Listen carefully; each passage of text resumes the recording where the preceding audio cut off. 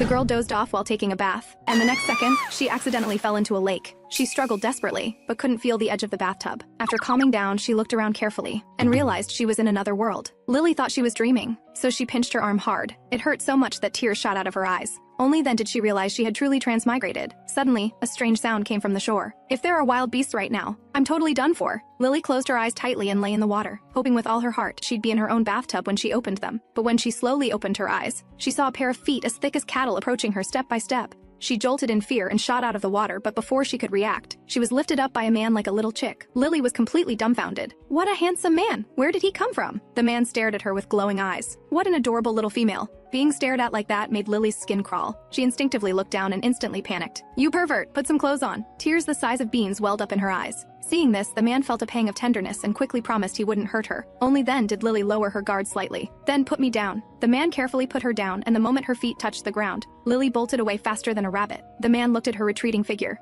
You're too slow. No matter where you run, I can catch up. Hearing this, Lily's steps instantly froze. Then can you please put some clothes on first? I was bathing. Of course I'm naked. Aren't you too? Lily was on the verge of tears. The man was right, leaving her speechless. She glanced to the side and spotted a piece of clothing. When she picked it up, it turned out to be her own towel. Little female, where is your male? Lily was completely confused. What female and male? I'm Blaze, a male beast. You're a female. Hearing this, Lily finally snapped out of it and realized she had transmigrated to a Beastman world. At that moment, Blaze suddenly transformed into a majestic white tiger. TT tiger monster! Lily was so scared she stumbled and fell into the lake. If this is a nightmare, please let me wake up soon. However, reality didn't go as she wished. When she woke up again, she was already lying on the tiger's back. Lily instinctively touched the tiger fur. So soft. Is this a blanket? Blaze's voice sounded in her ear. You're finally awake. Lily's eyes widened. Not a blanket, tiger fur! Her spine instantly turned cold and she trembled. Seeing this, Blaze stopped. Then he transformed into human form. He leaped up into a tree. Stay here. As he spoke, he untied his leather skirt. Seeing this, Lily screamed loudly. You pervert, what are you doing? Blaze threw a bone knife and his leather skirt to her. Then he transformed into beast form and jumped down from the tree. What's this tiger going to do? Turns out he was going to hunt wild boar. The boar ran frantically on its hooves.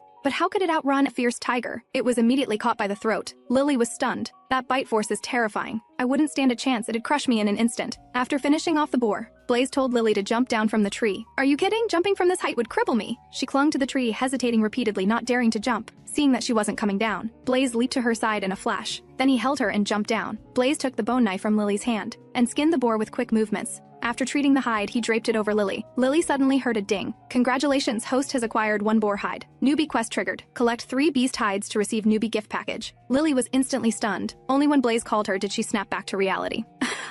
Tiger monster. I mean Blaze, thank you. Her adorable appearance completely melted the little tiger's heart. Blaze handed her a bloody piece of raw meat. Want some meat? Lily firmly refused and kept backing away. Seeing she wouldn't eat it, Blaze turned and walked away. A few minutes later, he brought back bright red fruits. Lily picked one up and popped it in her mouth. You only eat fruit and not meat? Are you a herbivore, Beastman? Lily laughed. I guess I'm an omnivore. I just don't eat raw meat. I quite like cooked meat though. Blaze was confused. How do you make cooked meat? Lily thought for a moment. First, you need fire. Have you seen fire? Blaze frowned slightly and nodded. Fire's destructive power is too terrifying for beastmen. Lily had a bright idea. She thought of making fire by friction. At first, she was full of confidence, but after drilling for half an hour, she hadn't even seen a wisp of smoke. After 2 hours without success, she completely lost it. TV shows really are all lies. Blaze took Lily's scarred hands and gently kissed her fair knuckles. Stop doing this. I'll take you to find fire. You're my female, whatever you want, I'll get it for you. Lily froze. She pushed Blaze away. I'm not anyone's female. Seeing the girl's intense reaction, Blaze's gaze remained gentle and firm. He took Lily's hand again and gently licked her fingertips. You don't need to be afraid. I'll protect you. Lily looked at this powerful yet gentle tiger beast before her and couldn't help but remember her childhood. After her parents passed away when she was 5, she started living alone. She had long grown accustomed to a world with no one to protect her. Blaze gently pulled the girl into his embrace. This was the first time since her parents left that she felt such warmth. And this warm feeling actually came from a beastman. She pushed away Blaze's hands. I'm fine now. If you're fine, why did you faint earlier? Lily muttered to herself. I can't exactly say I fainted because you scared me, Blaze emphasized again. You're my female. Even if you die, I won't leave you. Lily got goosebumps all over. She suddenly remembered the system quest, so she asked Blaze to get a few more beast hides. Blaze transformed into beast form, exposing himself. Seeing this, Lily jumped in shock. Her gaze involuntarily swept over the tiger beast's upper body. Only then did she notice his arm was injured. Lily gently touched Blaze's arm, feeling distressed. The little tiger excitedly hugged her and nuzzled against her. He was just like a clingy big cat. Blaze turned to clean the blood off himself. Lily waved at him. Suddenly, a ding sounded. Congratulations, host has completed the newbie quest. Newbie gift package will now be distributed. The next second, a package appeared in her hands. When she opened it, she thought it was a rotten stick, but she never expected it was actually a fire starter. She quickly lit the torch with a few strikes. Then she continued searching to see what other treasures were inside. She pulled out an encyclopedia of flora and fauna. At that moment, footsteps sounded behind her. Blaze was slowly approaching. Lily immediately put everything away.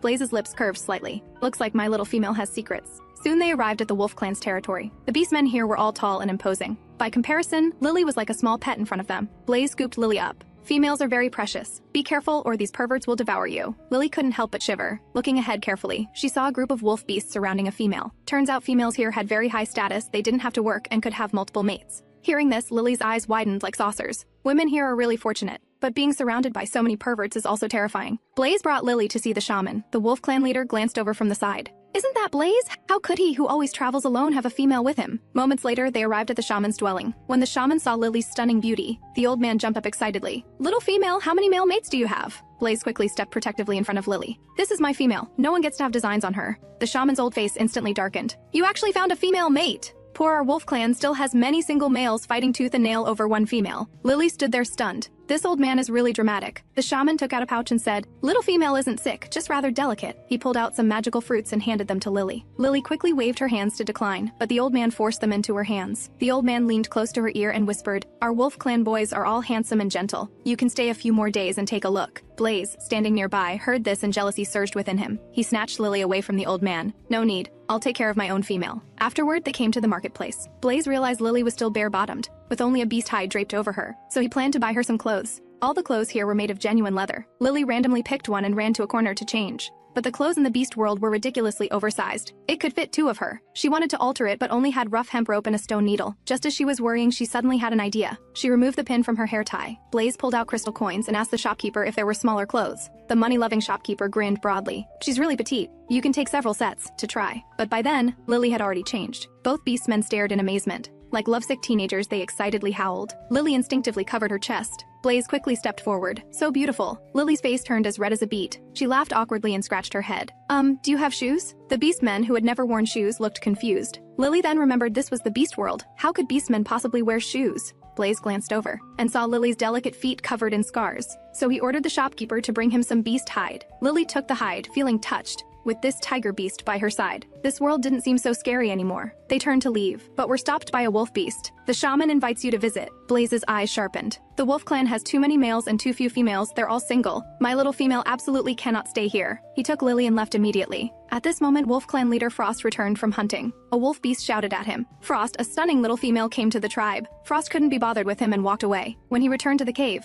entrance, he heard moaning sounds coming from inside. He saw several male beasts having sex with a female. Turns out this woman was Frost's mother. Frost instantly burned with rage. He threw down his prey and ran outside. On the other side, Blaze was going hunting. He told Lily to stay put and not wander off. Lily secretly rejoiced. The big tiger finally left, so she took out the fire starter, and it actually lit. She immediately started happily roasting meat. The book in the package detailed information about this world. This was a beastman world with many males and few females. So females could have multiple mates. This world is way too wild. She let out a breath and closed the book. Suddenly, a burnt smell hit her nose. The roasted meat was burnt. Just then, Blaze returned from hunting. Seeing firelight in the cave, he sensed something was wrong. Thinking Lily was in danger, he rushed in. When he saw the scene before him, he was stunned. The little beauty was now a cute little mess, with smudges all over her face. Blaze roared, "There's a fire! Run!" Lily picked up a skewer of roasted meat and stuffed it in his mouth. "Don't panic. I lit this fire. The roasted meat is good, right?" The tiger beast, who had never eaten cooked food, was stunned. "This is too delicious." After tasting cooked meat, the little tiger couldn't stop. He roasted all the prey he'd caught. The two ate with relish, until they were so full they kept burping. Full and satisfied, Lily lay on the tiger's back to rest.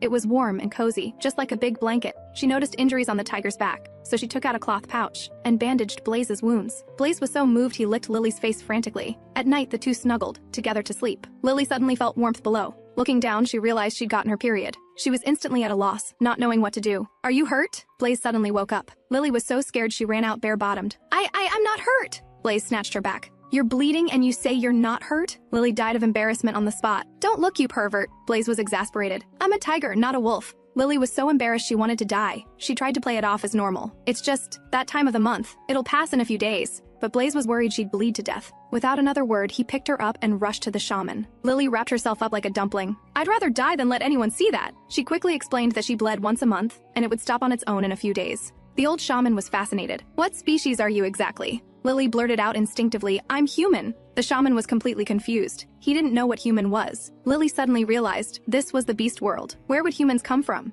She had a quick idea and made up a lie. She said humans and apekind were the same species. To her surprise, these two muscle-brained beastmen actually believed her. The old shaman handed her a bag of carrot-like fruits to replenish her blood. Lily took the fruits and politely thanked him. The shaman was surprised by her gentle nature. After all, in this beastman world with many males and few females, females were treated as treasures and most were extremely spoiled. But Lily was not only gentle, but also extraordinarily beautiful. The old man's eyes darted around as he schemed. He was thinking about introducing Lily to Wolf Clan leader Frost. Seeing this, Blaze glared fiercely at the old man. The next day, Lily planned to make underwear from beast hide. She accidentally pricked her hand. The little tiger frowned with concern. "Let me do it." He took the hide from her hands and started sewing. To her surprise, he made a pair of underwear. Lily really didn't expect a big man to know needlework, and the underwear he made was so delicate. Blaze stared intently. His tiger face flushed red as he swallowed. He couldn't help but get fresh, reaching out his perverted tiger paw. Lily instinctively backed away. "Pervert, where are you touching? I'm a tiger, not a wolf." Lily pouted. Is this tiger beast deliberately playing dumb? Next, Blaze suddenly lifted Lily's foot. She jolted in fright and didn't dare move. A tingling sensation spread from her feet throughout her body. She had no idea what this tiger beast was up to. Blaze told her to wait a moment. Then he took out a piece of hide. Before long, he'd made a pair of shoes. They were the trendy lace-up style. Paired with Lily's leather outfit, they were incredibly fashionable. She asked Blaze why he didn't make a pair for himself. Blaze explained that shoes were inconvenient when transforming into beast form. Lily suddenly understood. She'd almost forgotten he was a big tiger. Imagining Blaze wearing shoes and looking ridiculous, she couldn't help but cover her mouth and giggle. On the other side, Frost came to find the shaman with herbs. By coincidence, he ran into Lily. Frost mistook her for stealing. He immediately rushed over and grabbed her hand.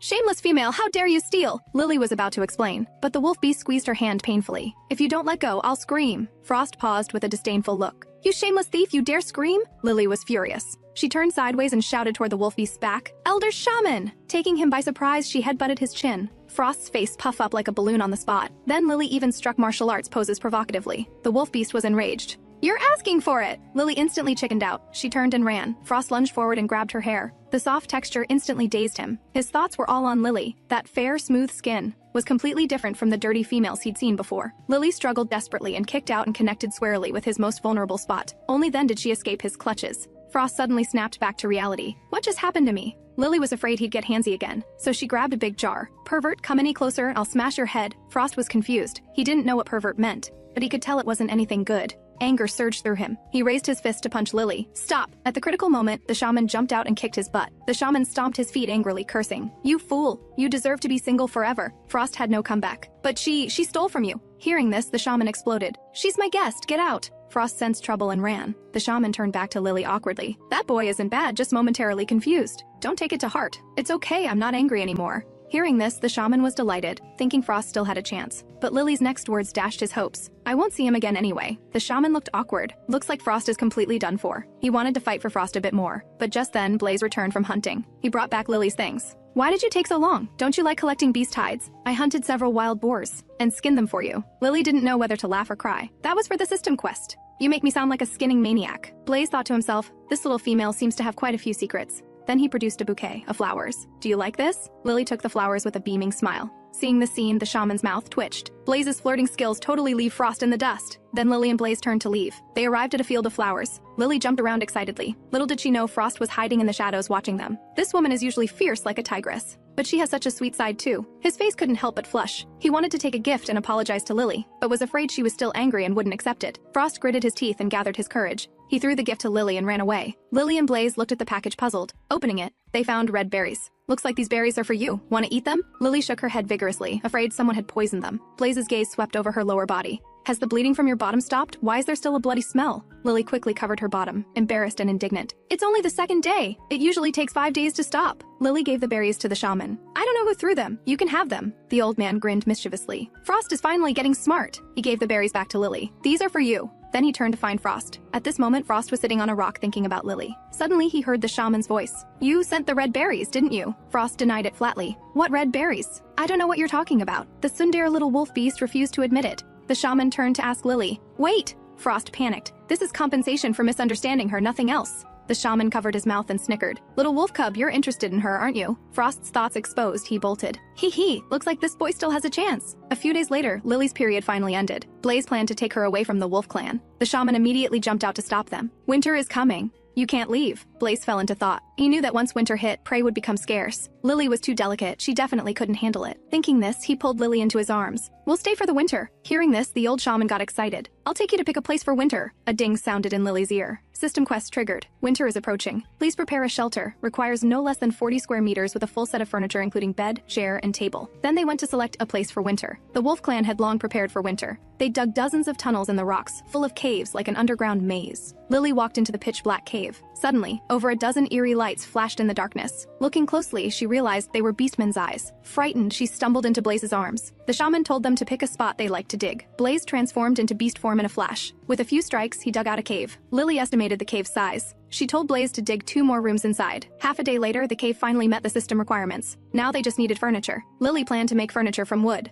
so they went to the forest to find wood. When they returned, they discovered a new cave next door. Lily looked inside and her heart skipped a beat. It was her frenemy, Frost. Back in their cave, she was furious. Why would that annoying guy dig next door? Just then, Blaze finished making a big bed. Lily stroked the wooden bed admiringly. She nuzzled against the little tiger. Blaze, you're amazing! Their affectionate sounds reached Frost's ears. Frost was both embarrassed and annoyed. Am I crazy? Why did I become her neighbor? At this time, Blaze took Lily to the forest again. Frost quietly followed them. Soon they entered the forest. Blaze chopped a pile of wood with his claws. Lily exclaimed how amazing it was, and kissed him on his tiger face. Frost, hiding in the shadows, was fed enough romance. He huffed and showed his wolf claws. My claws are amazing too. Why doesn't the little female ask me for help? They transported the wood back in batches. Lily stayed behind to guard the remaining wood. For safety, Blaze carried her up a tree. Wait in the tree. I'll be back soon. Lily leisurely read her book in the tree. Frost kept watching her from hiding. That tiger just left her here. It's too dangerous. But what you fear comes to pass. A mutated giant spider suddenly appeared above Lily's head. The giant spider viciously lunged at her. Frost quickly rushed over and grabbed her.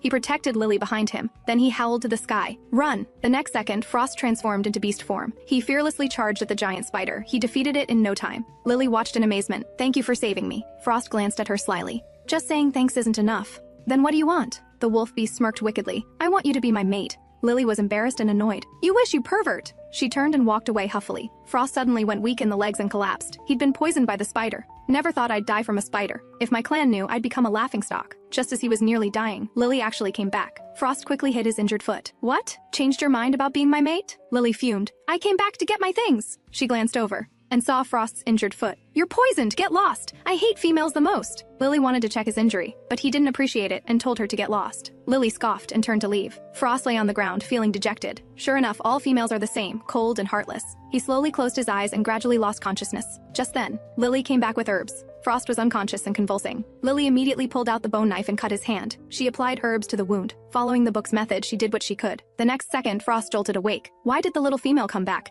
Is this a dying hallucination? Lily let out a long breath. She held up 2 fingers to Frost. How many is this? Frost looked confused. What do you mean, how many? Lily smiled awkwardly, remembering Beastmen couldn't count. Thank you for saving me. Lily deliberately turned her ear. What? I can't hear you. I said thank you. Louder. I still can't hear you. Frost couldn't take it anymore. I said you're an idiot. The two completely exploded and started arguing. Lily was livid. I should have never saved you, you pervert. Suddenly, footsteps sounded behind them. It was Blaze and others who'd come looking. Seeing the poisonous spider's corpse, everyone's spines chilled. Blaze pulled Lily into his arms. Thank you for saving my mate. Frost's eyes sharpened. This white tiger is thanking me on the surface but warning me not to have designs on the little female. And all the males he brought already have mates. This tiger is quite cunning. After returning to the cave, Lily made sheets and pillows from beast hide. Now it finally felt like a home. Just then, the system notification sounded. Congratulations, host has completed one of the series quests. Distributing quest reward now. In an instant, a big wok appeared before her. Lily jumped excitedly. Now I can stir fry and cook. Blaze picked up the spatula and banged it around. He was puzzled. What is this? Lily took the spatula with a grin. This is a wok for cooking. She immediately started a fire and began cooking. The aroma from the wok made the little tiger drool. Lily filled a bowl and handed it to him. Blaze wolfed it down. Lily wanted to send a bowl to Frost too. Blaze's gaze sharpened. Give me the soup, I'll take it. He went to the neighboring cave. Frost glared at him irritably. What are you doing here? Blaze handed over the soup. Don't want it? Then I'll take it back. Frost quickly grabbed the soup. She sent you to deliver it? Blaze snorted and turned away. Lily was so full she kept burping. Blaze's smile could captivate anyone. Thank you. The soup was delicious. Lily was instantly enchanted. You're so handsome. Blaze winked at her flirtatiously. His gaze grew hazy. Lily finally realized something was off. Is this tiger in heat? Is he trying to seduce me? Thinking this, she ran. But how could she outrun his tiger claws? Blaze lunged and pulled her tightly into his arms from behind. He opened his jaws, wanting to make cubs with her. Lily's body trembled. Her eyes nearly popped out in fear. I'll go sleep next door. Blaze's face darkened. He held her tightly and wouldn't let go. You want to find Frost? Do you like him? Lily was instantly scared to tears. I don't like him. Don't do this, I'm scared. Only then did Blaze slowly let go. Lily breathed a sigh of relief, her heart racing. That feeling made her both frightened and scared, yet stirred something else. Hearing the commotion next door, Frost's face turned red as a beet. His ears were too sensitive to block out the sounds. Lily's words flashed through his mind. His heart was mixed with emotions, feeling dejected. The little female doesn't like me. The next morning, thinking about what happened with Blaze last night, Lily bolted upright in bed. It felt like the sky had fallen. Her head was reeling. With a tiger. She was so mortified by the memory she could scream. Just then, Blaze walked in with a bowl of soup. I'm going hunting. I've asked Magnolia to look after you. She's a wolf clan female. Hearing this, Lily got nervous.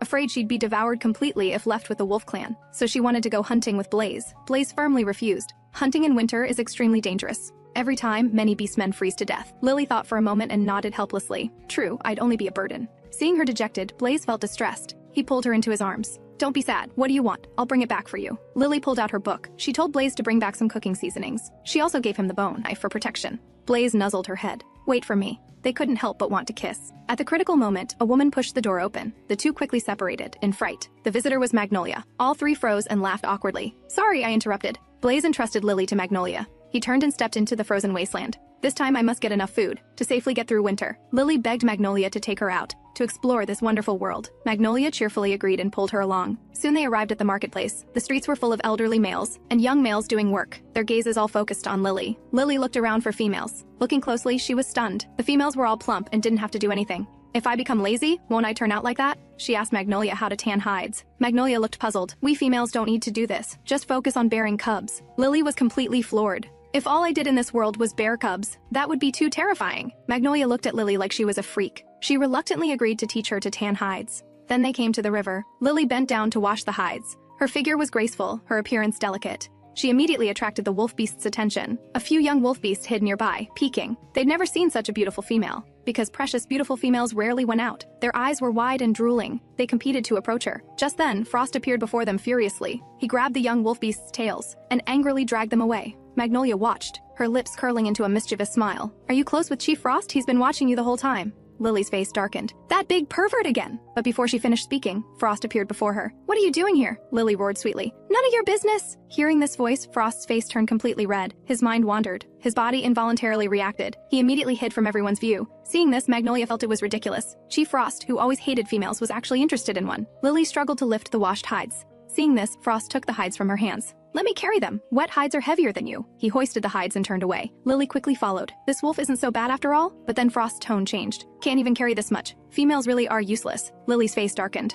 This guy is still annoying. Magnolia was speechless. Chief Frost used to be so domineering, but now he's like a bumbling fool. Back at the cave, Lily was about to cook. She suddenly remembered a bowl was left at Frost's place. She hurried to the neighboring cave. Frost's wolf head popped out. What? Lily jumped, nearly scared out of her wits. Her teeth chattered in anger. Where's my bowl? Frost played dumb. What bowl? Lily completely exploded. You think I'm some kind of Care Bear? Time I showed you what I'm really made of. Frost instantly chickened out and slunk into the cave. Soon he came out carrying the bowl. Here, you stingy thing. Lily took the bowl and left. Frost felt regretful and dejected. This was the only thing the little female gave me. Just then, Blaze finally returned from hunting. Seeing him, Lily quickly ran up. She couldn't stop and crashed into his solid chest. This time, Blaze brought back some strange fruits. These fruits were extremely salty and could substitute for salt. Lily immediately grabbed the spatula. She heated the wok, ready to show off her cooking skills. Soon, delicious dishes were ready. The fragrant aroma filled the air. She filled a bowl and handed it to Blaze. Take this food to Frost. He helped me a lot while you were gone. The little wolf beast smelled the food and rushed out excitedly. But seeing it was Blaze, his face darkened. Lily says you helped her a lot. I'm thanking you for her. Frost pouted and snorted. I helped her. If there's thanks, she should come herself. He turned to enter the cave, but Blaze stopped him. After winter, we're leaving. Don't have designs on her. I'll do what I want. You can't control me. On the other side, Lily was waiting for Blaze to return.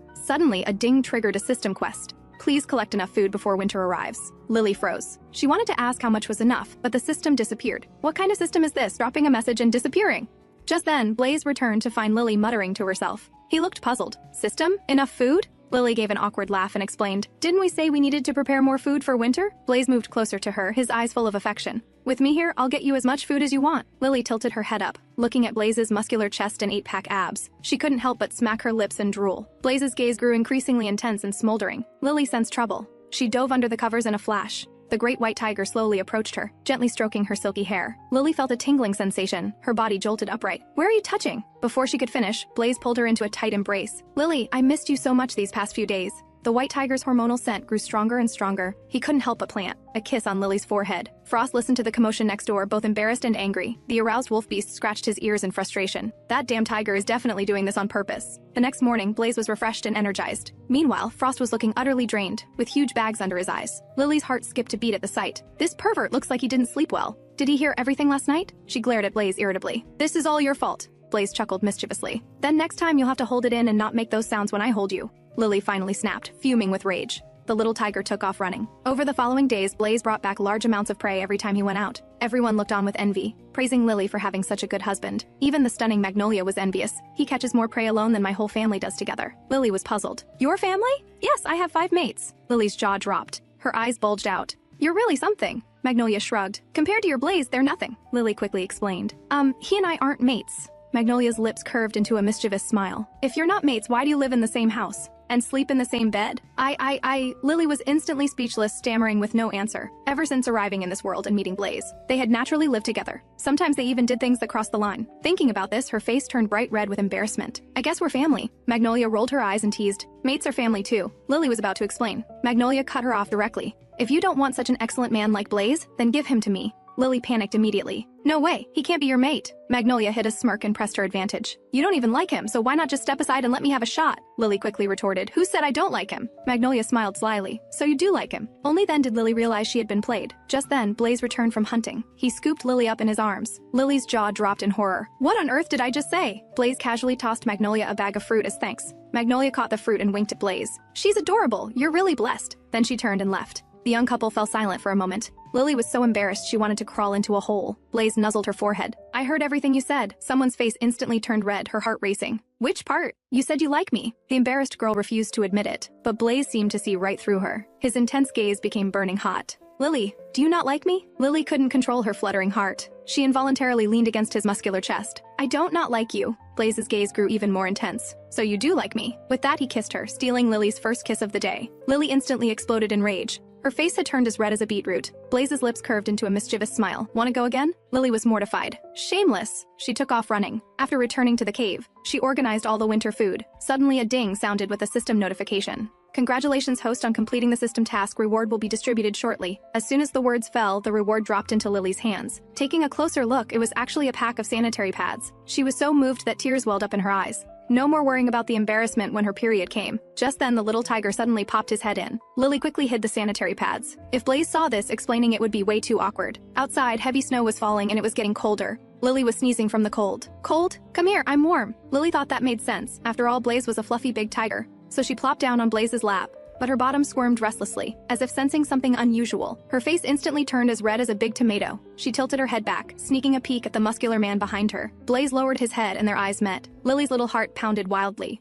"Oh no," caught red-handed. The next morning, Lily was awakened by a commotion. Blaze walked in carrying a basin of water, just as the young couple was being lovey-dovey. Suddenly there was a loud crash. 2 fierce-looking wolf beasts burst through the door. "Get out! Our female wants this house." Lily was startled and thought to herself, "Are these all black water wolf tribe beasts?" Blaze quickly stepped in front of her protectively. A red-haired brute reached out to pull them out. Seeing that Blaze didn't budge, Red Hair raised his fist and swung. Blaze easily caught his hand with one palm. With a crack, he broke the opponent's wrist. Then with a reverse twist, he disabled his arm. Finally, he kicked and crushed his groin. Blaze roared angrily, "Get lost!" The 2 wolf beasts grimaced in pain. "You'll pay for this." Then they fled with their tails between their legs, limping back to their own cave. Their mate saw them in such a pathetic state. She cursed irritably. "I sent you to take a room. How did you come back like this?" The 2 told her everything that had happened. The woman flew into a rage, furious. She suddenly hatched a plan to use a honey trap to seduce Blaze. "I'd like to see which male dares refuse me, the #1 beauty of the beast world." She then stormed over to the neighboring cave, ordering her mates to break down the door. Lily heard the crashing and sensed trouble. Sure enough, a group of people came barging in. "How can you barge into someone's home like this? Get out!" The woman froze the moment she saw Lily.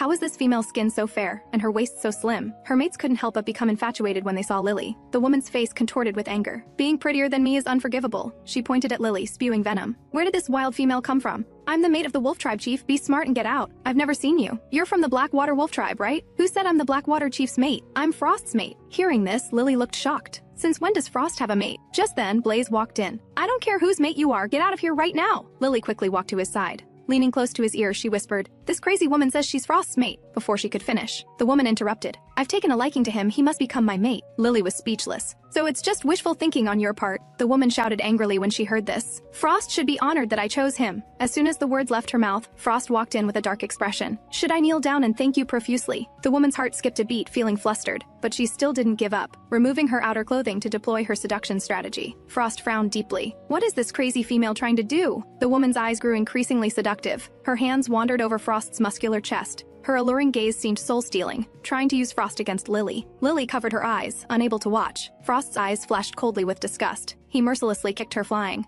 "Touch me again and I'll chop off your hands." Everyone was instantly stunned. Females in this world were precious as treasure. No one expected a male to dare lay hands on a female. Lily was utterly speechless. Frost truly is the beast world's #1 weirdo. The woman cursed at Frost. "Are you even a male? How dare you treat me like this?" Frost's eyes flashed. "Only my mate has the right to know whether I'm a male or not. As for you, get as far away from me as possible." She seethed, her teeth grinding audibly. She turned and fled the scene crying. Frost turned to look at Lily with a slight frown. "You're being bullied right at your doorstep and still don't know how to fight back." "Who says I don't know how to fight back? I was just about to when you arrived." Frost was instantly speechless, stammering. I was just passing by coincidentally." He thought to himself. "Damn, I ran over as soon as I heard she was in trouble. She didn't figure it out, did she?" Lily nodded in agreement. "I know you were just passing by." Hearing this, the little wolf beast was inexplicably annoyed. Stupid female. Lily looked bewildered. What's wrong with this guy? Blaze secretly felt relieved. It's best that Lily hasn't noticed his feelings. To prevent another incident, Blaze repaired the kicked-in wooden door. Lily looked at the broken wooden door. A ripple stirred in her heart. If only the system could give me an iron door. But the next moment she suddenly realized. She had unknowingly started getting used to this place. Am I going to stay here forever and deal with all this?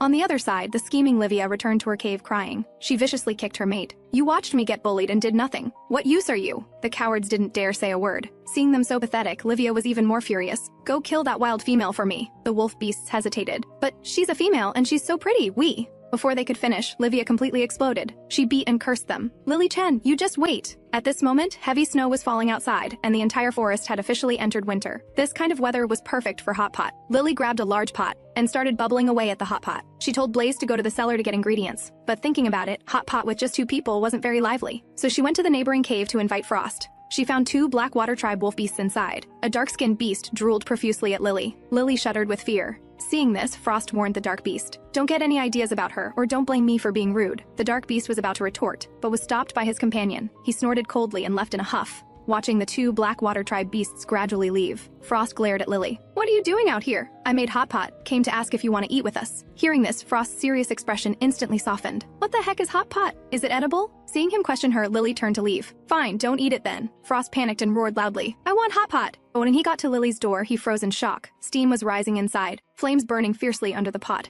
He immediately pulled Lily outside. "There's a fire, let's go!" Lily didn't know whether to laugh or cry, beckoning him in. "This is hot pot, it won't hurt anyone." Then Blaze came over with ingredients. "Lily, the meat's cooked, come eat." Frost looked astonished. He didn't expect this tiger to not be afraid of fire. He gathered his courage and sat down cautiously. Who knew meat could be eaten this way? Lily couldn't wait to dig in. She picked up a piece of meat and stuffed it in her mouth. She looked like she'd gotten some bad lip injections. Blaze quickly checked if she was burned, gently cupping her face, blowing gently on her reddened little mouth. The meat in Frost's hand instantly dropped. "I want to blow on the little female's mouth too." Lily covered her mouth and quickly changed the subject. "Were those 2 from the Blackwater tribe earlier?" "Yes, they came to discuss business with me." Lily was curious. What kind of business can beasts discuss? "Wait a moment, I'll get that thing from next door." Soon, Frost brought over a bamboo tube for Lily. Inside the bamboo tube was the water they wanted to sell. Lily opened the bamboo tube and sniffed. "This isn't water, it's alcohol." Frost looked blank, not understanding what alcohol was. Lily explained that alcohol warms the body and improves circulation, but shouldn't be drunk in excess. Once drunk, people easily lose control and may even go berserk. Blaze and Frost jolted upon hearing this. "This is important, I'll remember it." But Lily was excited. She told Frost to find out what this alcohol was made from. If they could grow crops in the future, they could not only eat but also brew and sell alcohol. Frost nodded in agreement. "For the little female, I should try hard too." Lily poured 3 bowls of alcohol,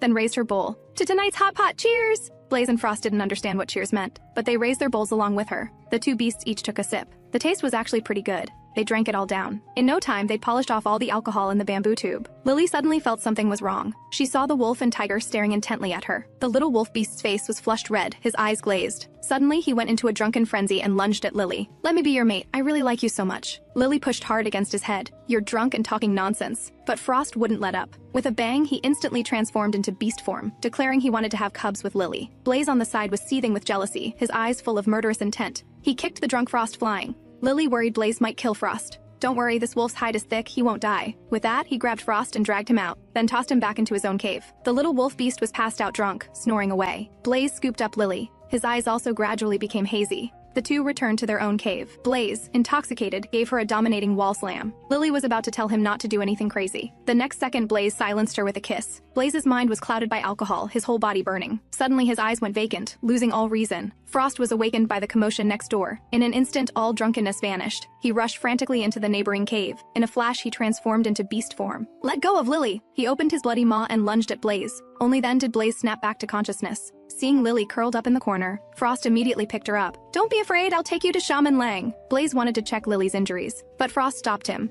"Don't come closer, don't you know how badly you hurt her?" With that, he carried Lily to find the shaman. Blaze was filled with regret. He wanted to slap himself hard. On the other side, the shaman was leisurely applying a mud mask to his face. Suddenly, a bang startled him. Looking back, it was Frost bursting in carrying Lily. "Lily's hurt, check on her quickly." The shaman saw Lily's battered body. Without a word, he jumped up and flying kicked Frost. No, it wasn't Frost. Hearing this, the shaman stopped. "Which scumbag did this?" Frost said aggrievedly it was Blaze. "That white tiger usually seems so gentle, how could he?" The shaman told Frost to take out all the herbs and crush them, then apply them to Lily's body to stop the bleeding. After doing this, Frost stormed out furiously. He was going to beat up Blaze. Then he viciously charged into the neighboring cave. With one swipe, he knocked Blaze to the ground. But Blaze didn't fight back. He had no memory of what he'd done while drunk. "Beat me if you want, just tell me if Lily's okay." Frost's eyes flashed. "I won't tell you. You hurt Lily so badly you're not qualified to be her mate." Blaze's heart felt like it was being stabbed, waves of pain. "Lily, what have I done? Am I really not qualified to be with you anymore?" When she slowly regained consciousness, she felt her whole body aching as if torn apart. Last night's nightmarish scene kept replaying in her mind, leaving her shaken and terrified. Just then, the shaman rushed in hurriedly. Lily jumped in fright. Fortunately, it was a false alarm.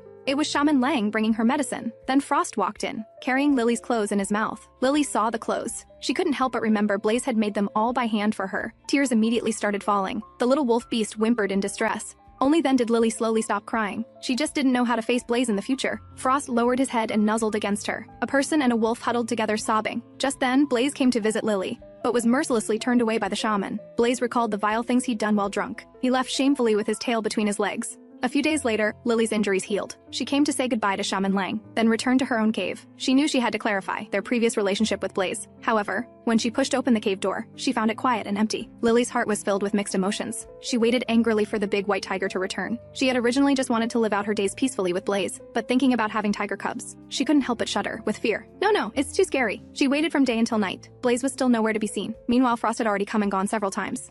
Do you know where Blaze went?" Frost ground his teeth when he heard Blaze's name. "Don't know." Lily anxiously turned to find the shaman. It was freezing cold outside. She worried Blaze would freeze to death. The shaman told Lily that Blaze had come looking for her a few days ago, that Tiger went into the deep mountains, said he was going to find source leaf fruit to nourish Lily's body. Hearing this, Lily threw on her cloak and was about to find Blaze. Seeing this, Frost grabbed her. Feeling Lily's trembling little hands, Frost roared loudly, "I'll go find him for you." A warm current flowed through Lily's heart. "You're guests of the wolf tribe. As chief, I can't stand by and watch someone die." The shaman couldn't hold back a snicker. "I didn't know your sense of responsibility was so strong." "Shut up." Frost cursed. His true colors were exposed. Lily worried that Frost going out shirtless would freeze into an ice sculpture. She quickly took off her cloak and draped it over him. "If you really can't find Blaze, come back quickly." The little wolf beast's heart pounded looking at Lily. "If I can come back safely this time, can you promise me one thing?" Lily froze. "This guy doesn't want me to be his mate, does he?" The old shaman seized the moment for a perfect assist. "Lily, Frost is risking his life for you this time. Just agree." Lily steeled herself. "I agree." Frost excitedly hugged Lily. Without a word, he planted a kiss on her little mouth. Lily instantly froze in shock before she could react. Frost had already turned and headed into the deep mountains. Just then, Magnolia came running urgently.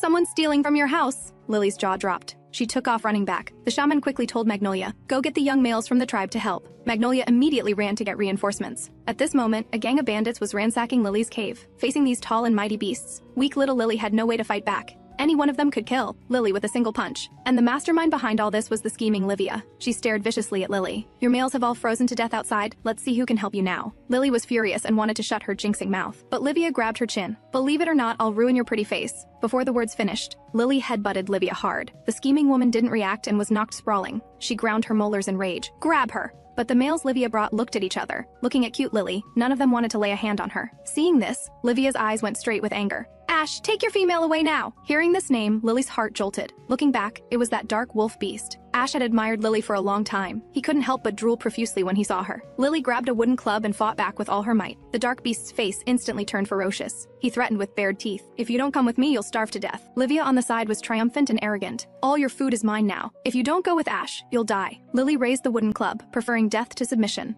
Livia had lost patience and urged loudly, "Ash, what are you dawdling for? Grab her now!" As soon as the words fell, the dark wolf immediately rushed up and grabbed Lily, trying to force her to have cubs with him. Lily cried out for help, but the more she cried, the more excited the wolf beast became. He reached out and tore Lily's outer clothing. At this critical moment, words Shaman Lang had said flashed through Lily's mind. Male beasts can only have one mate in their lifetime. Once abandoned by a female, they will suffer painful backlash from the mate bond. She immediately gathered courage and roared at the evil wolf. "Even if you force me, I will definitely abandon you." Hearing this, the wolf beast indeed became wary, but the scheming woman on the side kept egging him on. "Ash, don't hesitate. Give her some of our special water and she won't resist." Lily's heart skipped. "They're planning to force alcohol on me." The scheming woman had just turned to get the alcohol when a stone suddenly flew and hit her belly hard. She tumbled and fell on her behind, clutching her stomach and wailing in pain. "Who hit me? Show yourself!" As soon as she spoke, a familiar figure slowly approached. It was Frost, who had returned from the deep mountains. His eyes flashed coldly, full of murderous intent. The evil wolf instantly trembled with fear. "I have things to do, I'll leave first." But as he tried to slip away, Frost grabbed him by the throat. "You dare lay hands on Lily?"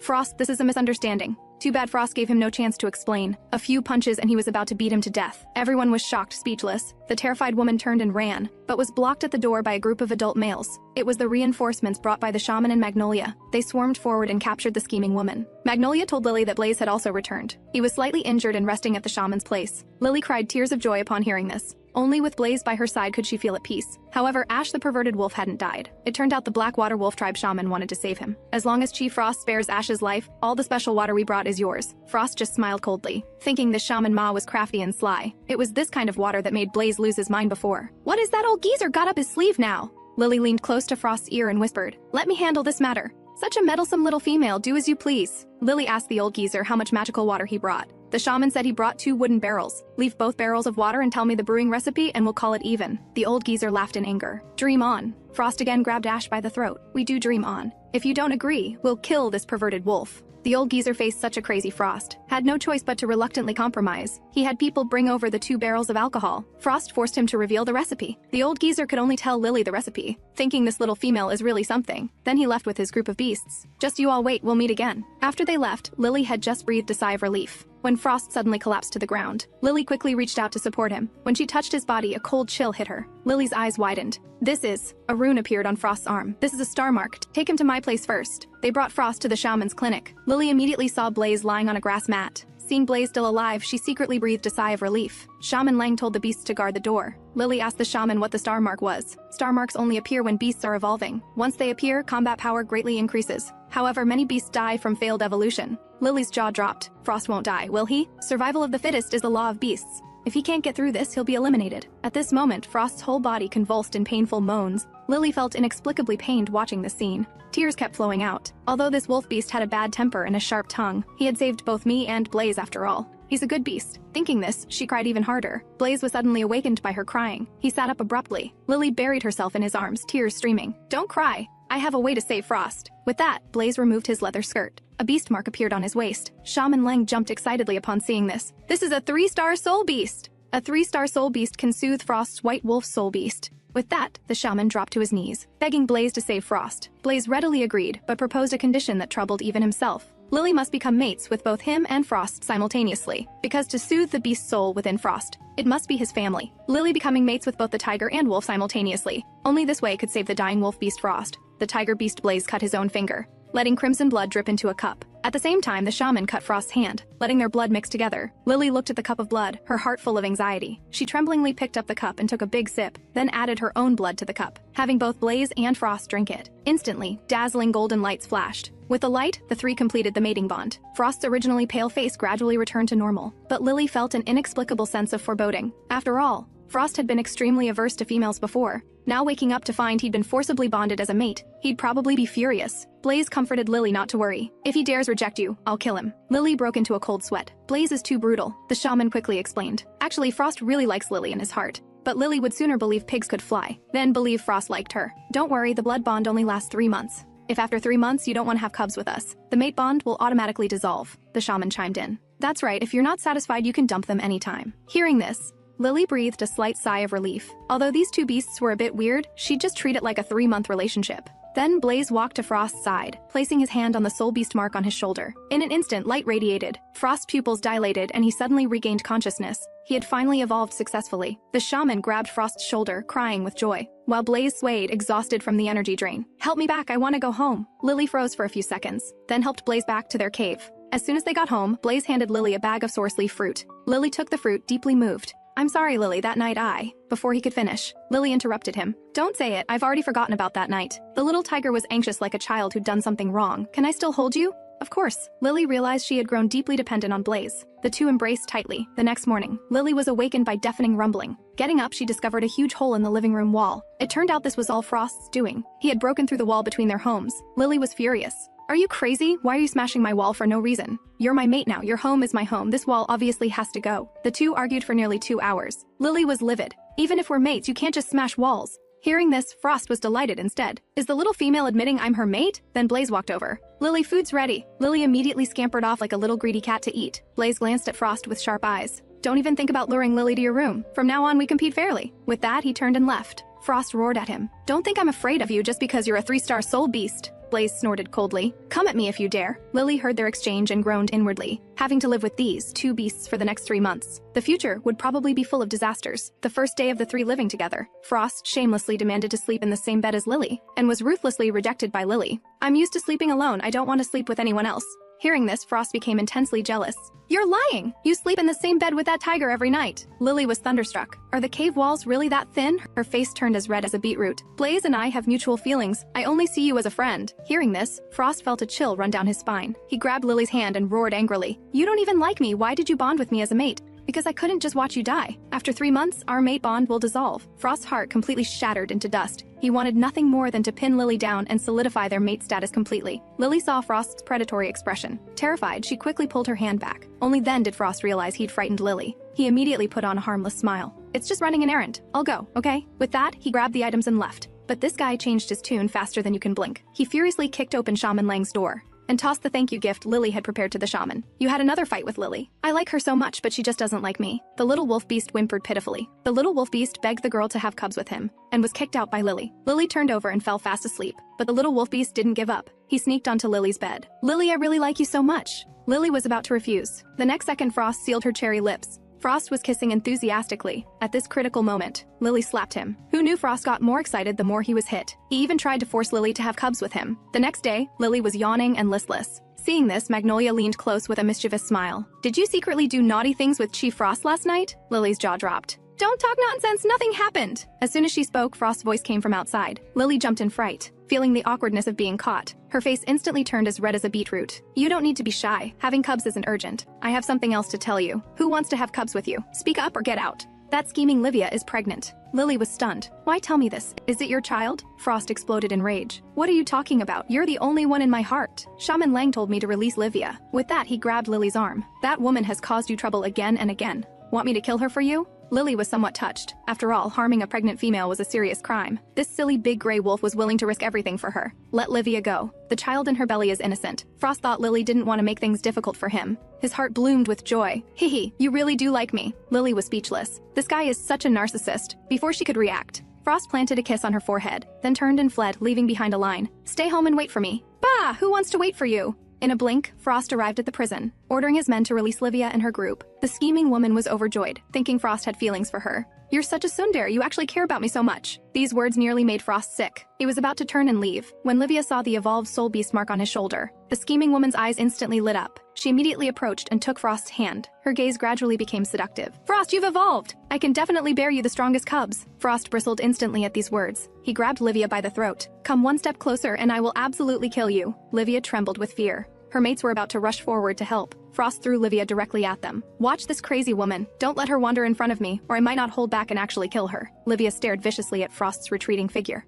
One evening, Lily Chen sat down for dinner with Blaze and Frost. She kept stealing glances at the two beastmen across from her. If she really had to choose a mate, she knew deep down she only wanted to be with Blaze. Just then, Blaze started to get up and head outside to sleep. Lily grabbed his hand. He turned back, looking at her with a puzzled expression. Her face flushed red as she stammered, would you stay tonight? Blaze could hardly believe what he was hearing. He never imagined Lily would actually accept him. Frost, standing nearby, was strongly opposed. Are you really asking Blaze to stay so the two of you can have cubs? Lily had no idea how to respond. Meanwhile, Blaze beside her was absolutely beaming. Frost watched the two of them, grinding his teeth in fury. He turned and stormed off without looking back. Lily, have you really made up your mind about having cubs with me? Lily's face burned bright red with embarrassment. Blaze eagerly pulled her into his arms and held her close. But Lily pushed him away. Wait. She reached into her bag and pulled out a pouch of source leaf fruits. Magnolia said these can help ease the pain. Blaze took them and crushed them in his hand without a second thought. Then the two of them kissed. Frost, in the next room, heard the sounds. He was so angry his teeth were chattering. At the worst possible moment, Lily felt a sudden sharp cramp. She quickly pushed Blaze away. Her period had arrived. Their plans for the night were completely ruined. The next day, Lily had no choice but to curl up in bed. When Magnolia heard what had happened the night before, she couldn't help but burst out laughing. Blaze brought over a bowl of deep red berries, saying they would help replenish Lily's blood.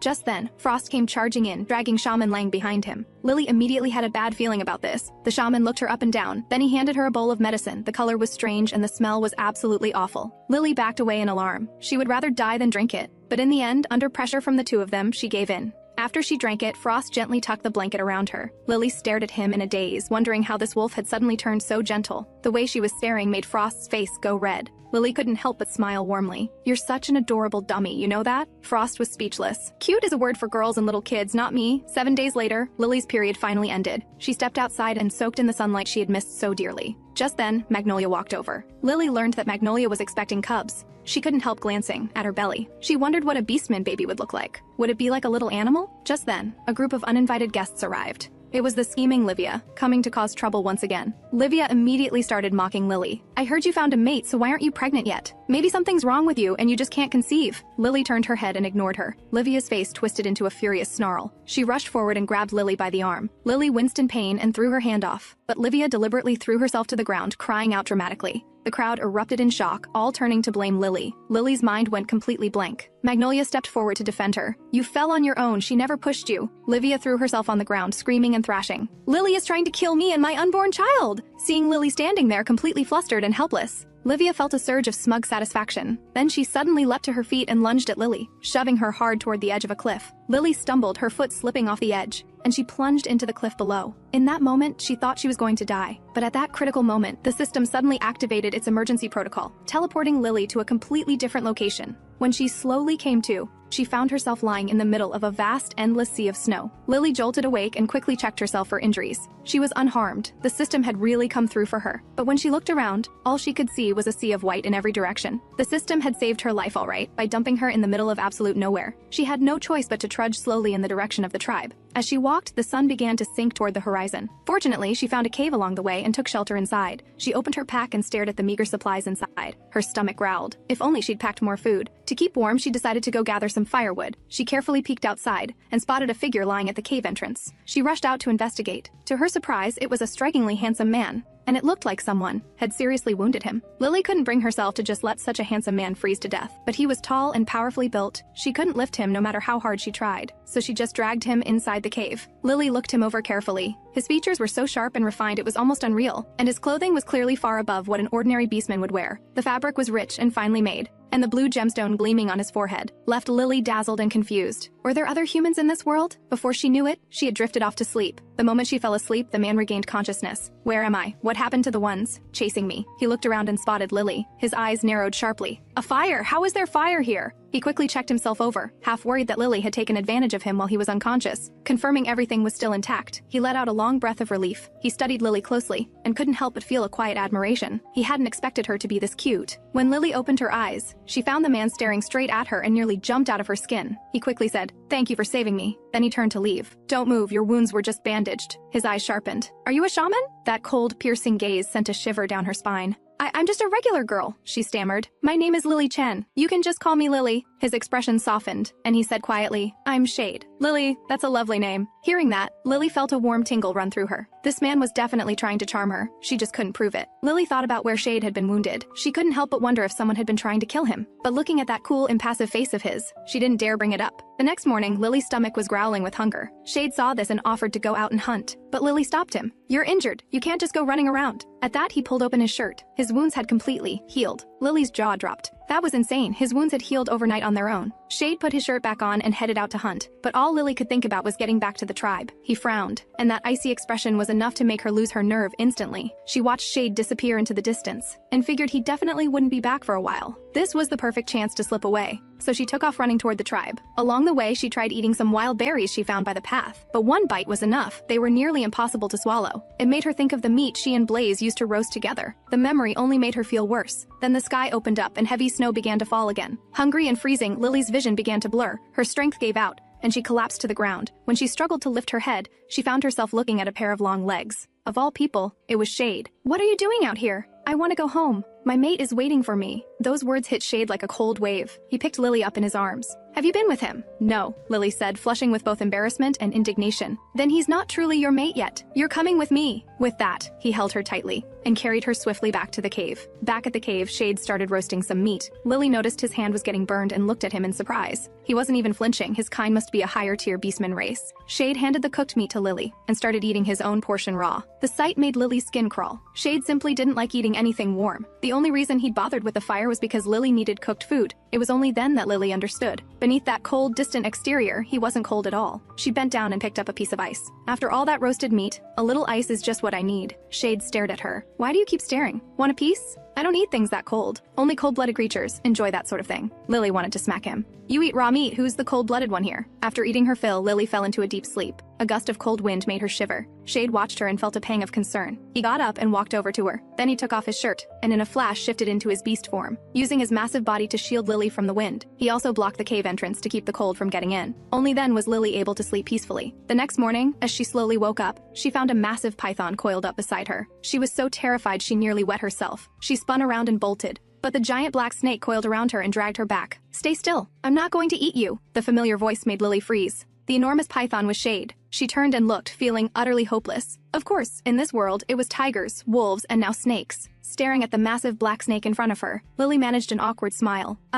Could you maybe shift back to human form?" Shade's eyes narrowed slightly, and there was a quiet sadness in his expression. Then he flicked out his tongue and moved in as if to give her a snake's kiss. Lily slapped her hands over her mouth, trembling all over. "Don't be afraid, I would never hurt you." Those words made Lily's heart ache. Why did Shade sound so sad? Was he afraid she was disgusted by him? Lily steeled herself. She gently reached out and touched his forked tongue, so soft and smooth. She couldn't help but press and squeeze it a little. A shiver ran through Shade's entire body. Unlike the other females, she felt no fear toward me. Shade's face went red, and he thought to himself that he really wanted to keep pestering her like this. No one wanted to snatch her away. Then Shade coiled around Lily and shot out of the cave to go hunting. They moved like a black train cutting through the jungle. Lily laughed awkwardly to herself. This snake ride was surprisingly smooth. Then, suddenly, the snake came to a sharp stop. He set Lily up in a tree and slowly slithered toward a gap between some rocks. He used his tail to knock away the stones at the entrance. Then he snatched up a few rabbits that were still half asleep. Lily had never seen anything like it. The whole rabbit family had been peacefully dreaming, and in the blink of an eye, they became someone's meal. After the hunt, they returned to the cave. Shade gently lowered Lily down,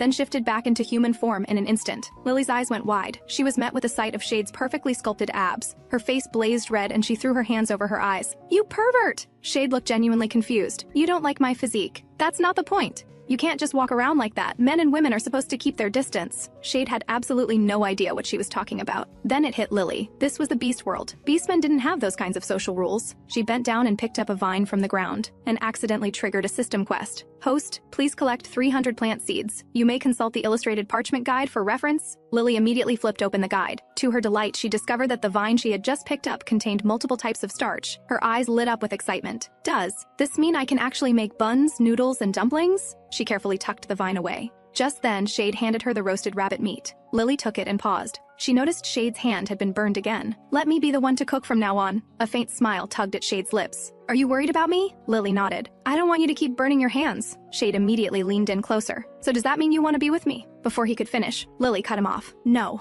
I already have a mate." Shade's expression darkened. "You haven't been with him. That means he's not truly your mate." Lily's jaw dropped, her face full of shock and indignation. "To me, if two people genuinely care for each other, that makes them true mates." Shade grabbed her by the arm. "Then what about me? Don't you like me? I like you the way I'd like a friend. Nothing more." Those words left Shade feeling utterly cold inside. He declared he would challenge Blaze and Frost to a fight, and whoever lost would have to give up Lily. Lily was about to protest, when Shade suddenly let out a wave of bone-chilling killing intent. "If you keep refusing me, I'll have no choice but to swallow you whole." Lily was terrified out of her wits. She had no idea what to do. Then Shade realized he had genuinely frightened her. Those words had been said out of frustration, nothing more. Watching her standing there, flustered like a startled little kitten, he couldn't help himself and stole a quick kiss. Lily yelped and stumbled backward. "You shameless snake! Why do you keep doing that?" Before the words were even out, she found herself pinned against the cave wall, face to face with this infuriatingly handsome, incorrigible snake. Lily's face burned red and she refused to meet his eyes. But Shade kept moving closer. Lily could feel the overwhelming warmth radiating from him. Shade's eyes narrowed. "Let's make a deal." He stepped back. "If I can make you fall for me within 10 days, you'll become my mate. And if I can't, I'll let you go and take you home myself." Lily thought it over. There was no way she could ever fall for a scoundrel like him. She gritted her teeth and agreed. A sly smile spread across Shade's face. Without a word, he stole another quick kiss. Lily twisted away, her face red as a tomato.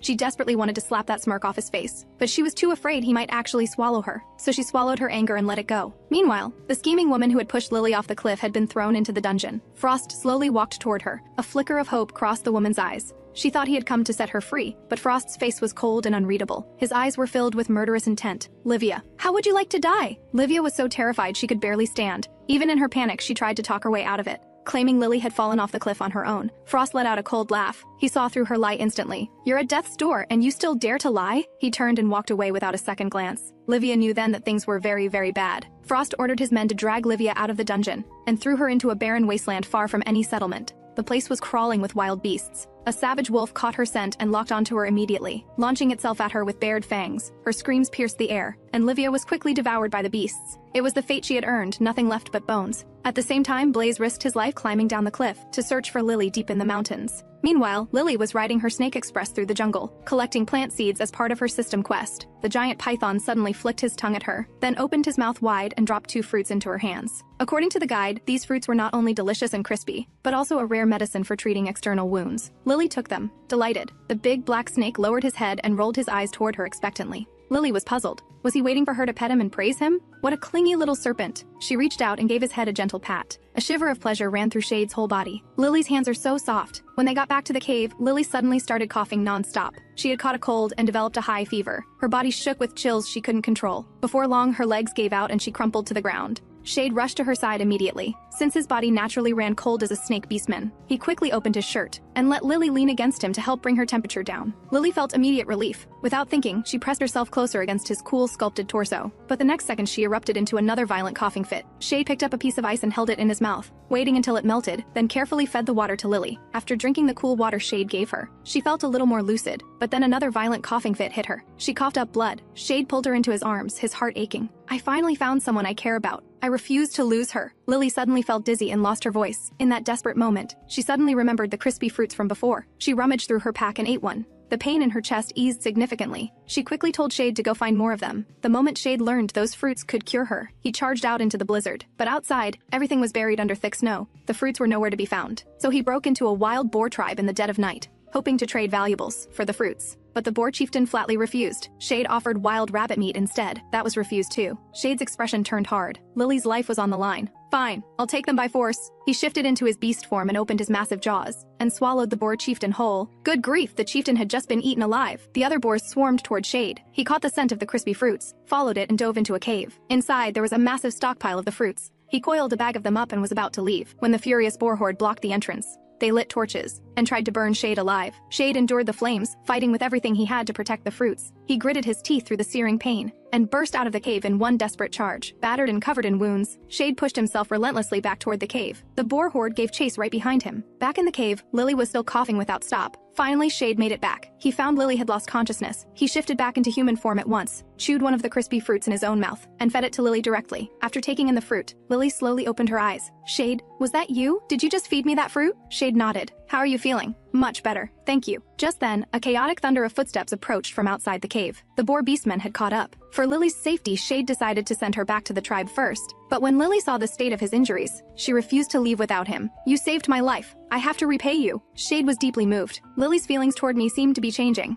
But this wasn't the time for that. He looked at her steadily. These are just minor wounds. I don't need your sympathy. That's not what I mean, she said, wrapping her arms around Shade's waist and trying to pull him with her back to the tribe. But Shade, determined to protect her, insisted on staying behind to draw the boars away. He had just one condition, that she would consider making him her mate. Lily looked into his sincere, unwavering eyes, and her resolve began to waver. She told him that taking a mate wasn't something she could decide alone. She needed the agreement of her other two mates. Shade felt a surge of joy inside, but the situation was urgent. He had to get her out of there first. The boar horde was closing in. In an instant, a brilliant light radiated from Shade's entire body. He slowly removed the blue gemstone from his forehead and placed it gently in Lily's hand. Keep it close to your body. As long as you have it, I can always sense if you're safe. Lily was stunned. So the gem hadn't been a natural part of him after all. With the gemstone, they could stay connected at any time. Lily glanced up and immediately caught an eyeful she hadn't asked for. Her face went red and she quickly spun around. Wait for me! I'll come back, I promise! Then she ran as fast as she could toward the wolf tribe. By then, the boar horde had reached the cave entrance. From inside the cave, a pair of gleaming eyes slowly appeared. Shade burst out with his jaws wide open and charged at the horde, ready to fight to the last. She had barely escaped the clutches of the boar horde when she stumbled straight into a wolf den. She nearly fell victim to the savage wolves. Fortunately, Blaze managed to rescue her, but the wolf pack pressed on and stormed straight into the tribe. Their leader, Ash, was especially brutal. He savagely tore the heads off the tribe's beastmen. A beastman came sprinting back in a panic to report the news. Ash has led a pack of male beastmen into the tribe. Frost heard the report and told Blaze to stay behind and look after Lily. Then he led the other beastmen out to fight, but the enemy was cunning. They turned and fled immediately. They split into two groups, with some running ahead to draw Frost away, while Ash took the rest and quietly circled back into hiding. On the other side, Lily slowly regained consciousness. She suddenly bolted upright and cried out Shade's name. When she realized the person in front of her was Blaze, she couldn't hold back any longer and buried herself in his arms. Then she suddenly remembered Shade and whether he was safe. She urgently begged Blaze to go rescue him. Blaze was completely lost. Shade is a giant python. He was badly wounded, saving my life. Please go help him. She pressed the gemstone from Shade's forehead into Blaze's hand. Blaze then set off with a group of beastmen to find Shade. Just then, Shaman Lang brought Lily a bowl of medicine. Lily stared at the bowl with dread. It looked like something a witch would brew. It was even harder to stomach than the worst medicine imaginable. Just then, another beastman came rushing in with urgent news. The wolves from the Black River tribe are attacking again. They were coming with overwhelming force. There was no holding them back. Everyone realized they had fallen for the enemy's trap all along. Shaman Lang quickly ordered all the women to hide in the underground cellar. No matter what you hear outside, do not come out. Lily was worried about Shaman Lang. She urged him to hide with them, but his mind was made up. His eyes held the calm resolve of a man ready to give everything. He was going to fight to the death. Shaman Lang took off the necklace from around his neck and handed it to Lily. Give this wolf fang necklace to Frost. Tell him to avenge us. Then he shut the hidden cellar door. Lily's tears broke free and streamed down her face. She understood. Shaman Lang was giving his life to protect them. After concealing the hidden door, Shaman Lang's eyes were sharp and unwavering. He shifted into his beast form and charged at the enemy without a trace of fear. There are no cowards in the Stone Wolf clan. The sounds of fierce battle erupted, and the Stone Wolf clan suffered devastating losses. Though Shaman Lang was covered in wounds, he refused to fall. One of the savage wolves lunged and sank its teeth into his neck, then hurled him hard against the stone wall. The wolf shifted into human form and sneered with a twisted grin. Shaman Lang looked up at the face before him. Ash, it's you! Ash raised his claws. That's right. Surprised? And he slashed his claws across Shaman Lang. Shaman Lang lay on the ground, barely clinging to life. His body trembled faintly, then his eyes slowly closed. Frost, you must lead the Stone Clan people through this darkness. Down in the cellar, the women were gripped with fear. Suddenly, Magnolia doubled over with intense pain. Her labor had begun. But above them, the enemy wolves were searching everywhere for Lily. Lily barely dared to breathe. Only when the footsteps finally faded away did she allow herself a small breath of relief. Magnolia bit down hard, enduring the pain in silence. She was clearly nearing her limit. With no other choice, they had to deliver the baby right there in the cellar. Lily found a roll of hide and pressed it between Magnolia's teeth. No matter how much it hurts, you cannot make a sound. Summoning everything she had, Magnolia bore down with one powerful push. The first cub was born. Then came another, and another, 8 in total. Wait, there was one more. In all the chaos, Magnolia ended up delivering 9 cubs in all. After the last one arrived, she finally went still. Everyone let out a collective breath of relief. But then one of the little wolf cubs let loose and sprayed everyone in the face. At the same time, Frost sensed something was wrong. He immediately ordered everyone to head back to the tribe. But the ambushing wolves cut off their path. The wolves hurled themselves forward with vicious snarls. Frost didn't flinch. Who dares stand in my way? He shifted into his beast form and leapt into the air, his entire body radiating a bone-chilling glacial light. Everything in his path froze solid in an instant. In the blink of an eye, every enemy had been turned into an ice statue. Frost shattered them all with a single strike. The enemy shaman at the front froze in absolute terror. He only now realized that Frost had awakened a first star soul beast. He turned and ran as fast as his legs could carry him. Frost immediately ordered everyone to rush back to the tribe at full speed. On the other side, Blaze sensed that Lily was in danger. He turned around and raced back to the tribe, but by the time they arrived, it was too late. Every beastman in the tribe had been killed. Blaze arrived shortly after, breathless. "Where's Lily? Is she okay?" Frost snapped back to his senses. He noticed there were no women among the fallen. Lily and the other women must have hidden somewhere together. But the next moment, he froze. He saw Shaman Lang's body. Just then, Blaze found the entrance to the cellar. The women were finally rescued, but Lily had lost consciousness. Blaze quickly took her in his arms. Lily was barely aware of anything. She couldn't force her eyes open. Am I dead? Maybe all of this has just been a dream. Maybe I'll open my eyes and find myself back in the bathtub. But a familiar voice echoed in her mind, refusing to fade. Lily, you said you'd come back for me. Why haven't you come? The vision of the great black snake jolted her awake. In her panic, she threw herself into the arms of the man beside her. Then she came to her senses and shoved him away. You shameless scoundrel! Blaze looked completely innocent and confused. Lily, do you not recognize me? Lily pretended not to know who he was. You're Blaze, you big dummy. Oh, so you're playing games with me now, are you? With that, Blaze reached over and pinched her little nose, tugging it upward. Lily sneezed and toppled backward. Just then Frost came charging in, just in time to see Lily about to faceplant on the ground. He lunged forward and caught her in his arms. His eyes slid toward her with a gleam. Lily frowned. What are you thinking? I want to have cubs with you. And he dove in for a kiss. The next second, Blaze kicked him clean across the room. Lily looked down at the seeds she had collected. Something felt missing from her memory, like a piece had been torn away. Then a familiar voice suddenly surfaced in her mind. Lily, why haven't you come back for me? The voice made her head throb with pain. Just then, a large hand reached toward her. Lily flinched in alarm. She turned. It was Blaze. Lily shook her head. Never mind. My head hurts too much. Blaze watched her walk away, thinking quietly to himself. Lily seems to have forgotten who this gemstone belongs to. That evening, the three of them sat together eating a simple hot pot. The tribe's food stores had been completely plundered after all. Frost planned to take the food back and avenge Shaman Lang in the process. But the Blackwater tribe had far too many mixed-breed fighters. Blaze came up with a plan. He wanted to use Shade's gemstone to lure in the Wild Horse tribe. How did you come to have such a rare crystal? Lily brought it back. Lily looked up and stared at the stone. She had absolutely no memory of it. But something deep inside told her this pendant mattered. Blaze reached over and ruffled her hair. Don't worry, we'll give it back to you when we're done. But we were never robbed of a crystal like this to begin with. Blaze smiled slyly. All we have to do is insist the Blackwater wolves stole it. If the Wild Horse tribe can't find it on them, that's not our problem. Frost agreed to Blaze's plan. Lily quietly rolled her eyes. This guy acted all innocent, but he had no problem slinging mud without batting an eye. Frost then went to the Wild Horse tribe. At first, the Horse Beastmen treated him like dirt. Get out of here. But the moment Frost produced the rare crystal, the greedy Horse Beastmen's eyes lit up with pure greed. Frost leaned in and whispered a carefully crafted pitch in his ear. The two struck a deal with a handshake, agreeing to join forces against the Blackwater Wolf tribe. When Frost returned, he gave the gemstone back to Lily. Lily sat turning the stone over in her hands, trying to remember where it had come from. Then another system quest triggered without warning. Host, please collect 5 different colored crystals. A special reward will be granted upon completion. Lily had nearly forgotten the system existed entirely. The mention of a special reward snapped her right back to attention. Frost, are crystals hard to come by? Frost found her absolutely endearing, though he kept his composure. Crystals strengthen a beastman's soul power. They're genuinely hard for most people to obtain. Lily deflated like a punctured balloon. Frost saw her expression and handed her a small pouch. She opened it. Crystals. These colorless ones are called crystal coins. They're used as currency among the tribes. Something about that jogged Lily's memory. Back when she used to go to the market with Blaze, he had paid for things with crystal coins. She took just one crystal and handed the pouch back to Frost. Frost's feelings were absolutely crushed. He thought she was rejecting his gift because it wasn't enough. Lily explained that she simply didn't need that many, but Frost stubbornly shoved the whole pouch back into her hands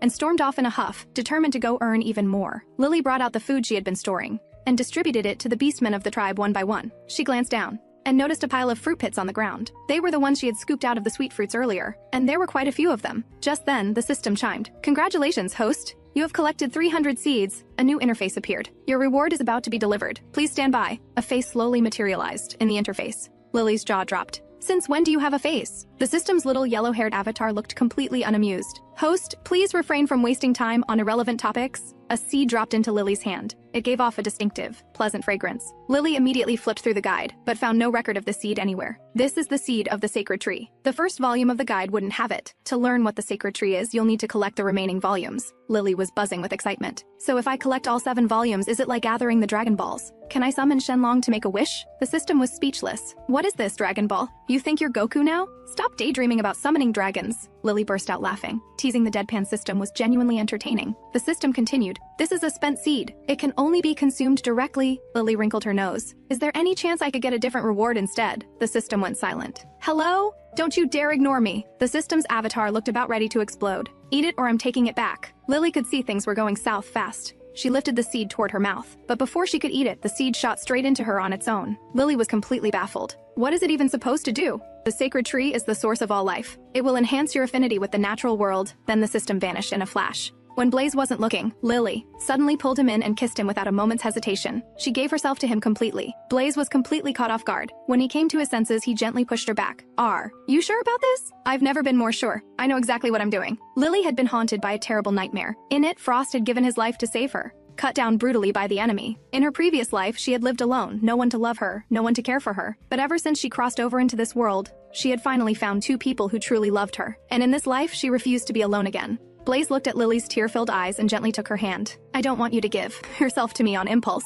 I'm afraid you'll regret it. I won't regret it, Lily said, her voice firm and unwavering. She wiped her tears, her voice soft and broken. Will you have children with me? The moment the words left her mouth, her face blazed red and her hands trembled. She was terrified he might say no. Blaze pulled her into a tight embrace. Then he took off his shirt, revealing his powerfully built physique, and he leaned down and kissed her. This time, Lily didn't pull away. His kisses were soft and gentle, like feathers brushing across her heart, and like a single spark catching on dry earth, they ignited something that had been waiting all along. That deep, aching love spread between them with every breath they shared. The next morning, Lily was so exhausted she could barely drag herself out of bed. Even rolling over took tremendous effort. Then came the creak of the door being pushed open. Blaze walked in carrying a basin of water. Lily was flooded with embarrassment, unsure how to face him. Lily, let me help you clean up. Lily shot upright to refuse. No, I can do it, mice. Before she could finish, a sharp crack came from her lower back. Yesterday had been intense, and her whole body was paying for it. After Blaze persisted with gentle coaxing, Lily swallowed her pride and let him help wipe her down. Blaze's eyes softened with a dazed look. Lily, your skin is so soft, so smooth and fair. Lily wanted to disappear into the floor. The thought of what he might be thinking made her panic.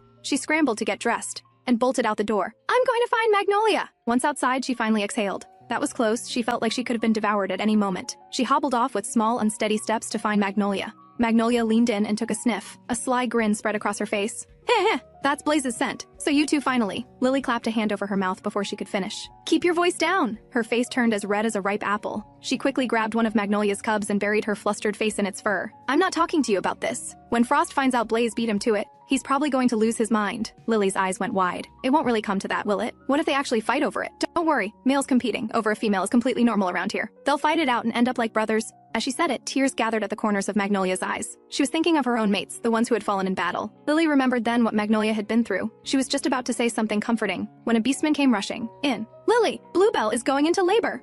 A female beastman named Bluebell lay on the ground, wailing continuously. Lily Chen was speechless. Why had they specifically called her for childbirth? She wasn't an obstetrician. Just as she was about to turn and leave, she heard the pregnant woman constantly calling her name. She had no choice but to go for it, and it was her Hail Mary. Immediately, she instructed the nearby beastman to boil water, and she asked Magnolia to fetch the pain-relieving source leaf fruit. Bluebell gripped Lily's hand tightly, as if clutching a lifeline, afraid that she might leave. Don't worry, everything will be fine. At this moment, Blaze brought over a basin of hot water. Lily had the pregnant woman eat the source leaf fruits. Bluebell's mates waited nearby, craning their necks anxiously. Through everyone's combined efforts, Bluebell successfully gave birth to 5 cubs. Among them was even a female. Everyone cheered collectively at the sight. After all, females were extremely precious in the Beastman world. Lily gently lifted a little wolf cub. The little one smothered her face in kisses and nuzzles. She couldn't help but marvel at the wonder of this world. Would she also get pregnant and give birth in this world? After returning home, Lily was exhausted. Blaze wrapped his arms around her waist and gently squeezed. You must be tired. Let me massage you. As he spoke, his hands kept wandering over Lily's body. Lily instantly felt tingles all over her body. Stop, that's enough. Blaze pressed tightly against her back. I'm just giving you a massage. Massage my foot. You clearly have ulterior motives. Lily clearly felt Blaze's burning hot body. Her face instantly flushed bright red. Would you be a little more...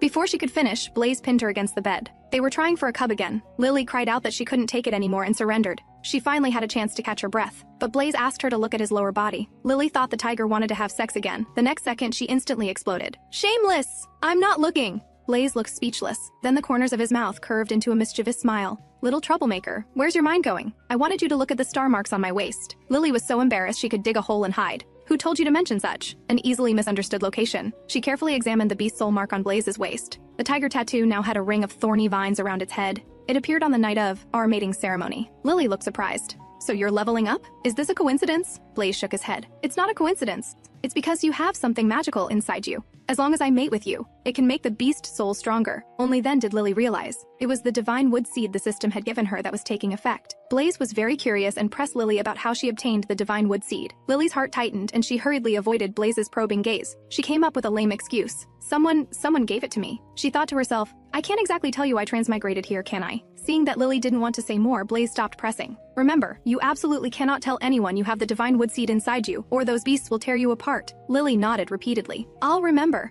Suddenly, Lily thought of an even trickier problem. Then she went to find Magnolia. Blushing, she asked how females could prevent pregnancy. Magnolia was stunned. Why are you asking this? Lily expressed that she didn't want to have cubs so soon. Magnolia laughed at her words. We've never had the concept of contraception here. I'm still looking forward to whether you'll give birth to a little tiger or little wolf cub first. Lily's face darkened. The Beastmen here had absolutely no concept of contraception. After all, having children meant the future of the tribe. But in this world full of dangers, getting pregnant and giving birth now was really too dangerous. She tried calling the system. To her surprise, the system actually appeared. How may I help you, host? Lily immediately put on a flattering smile.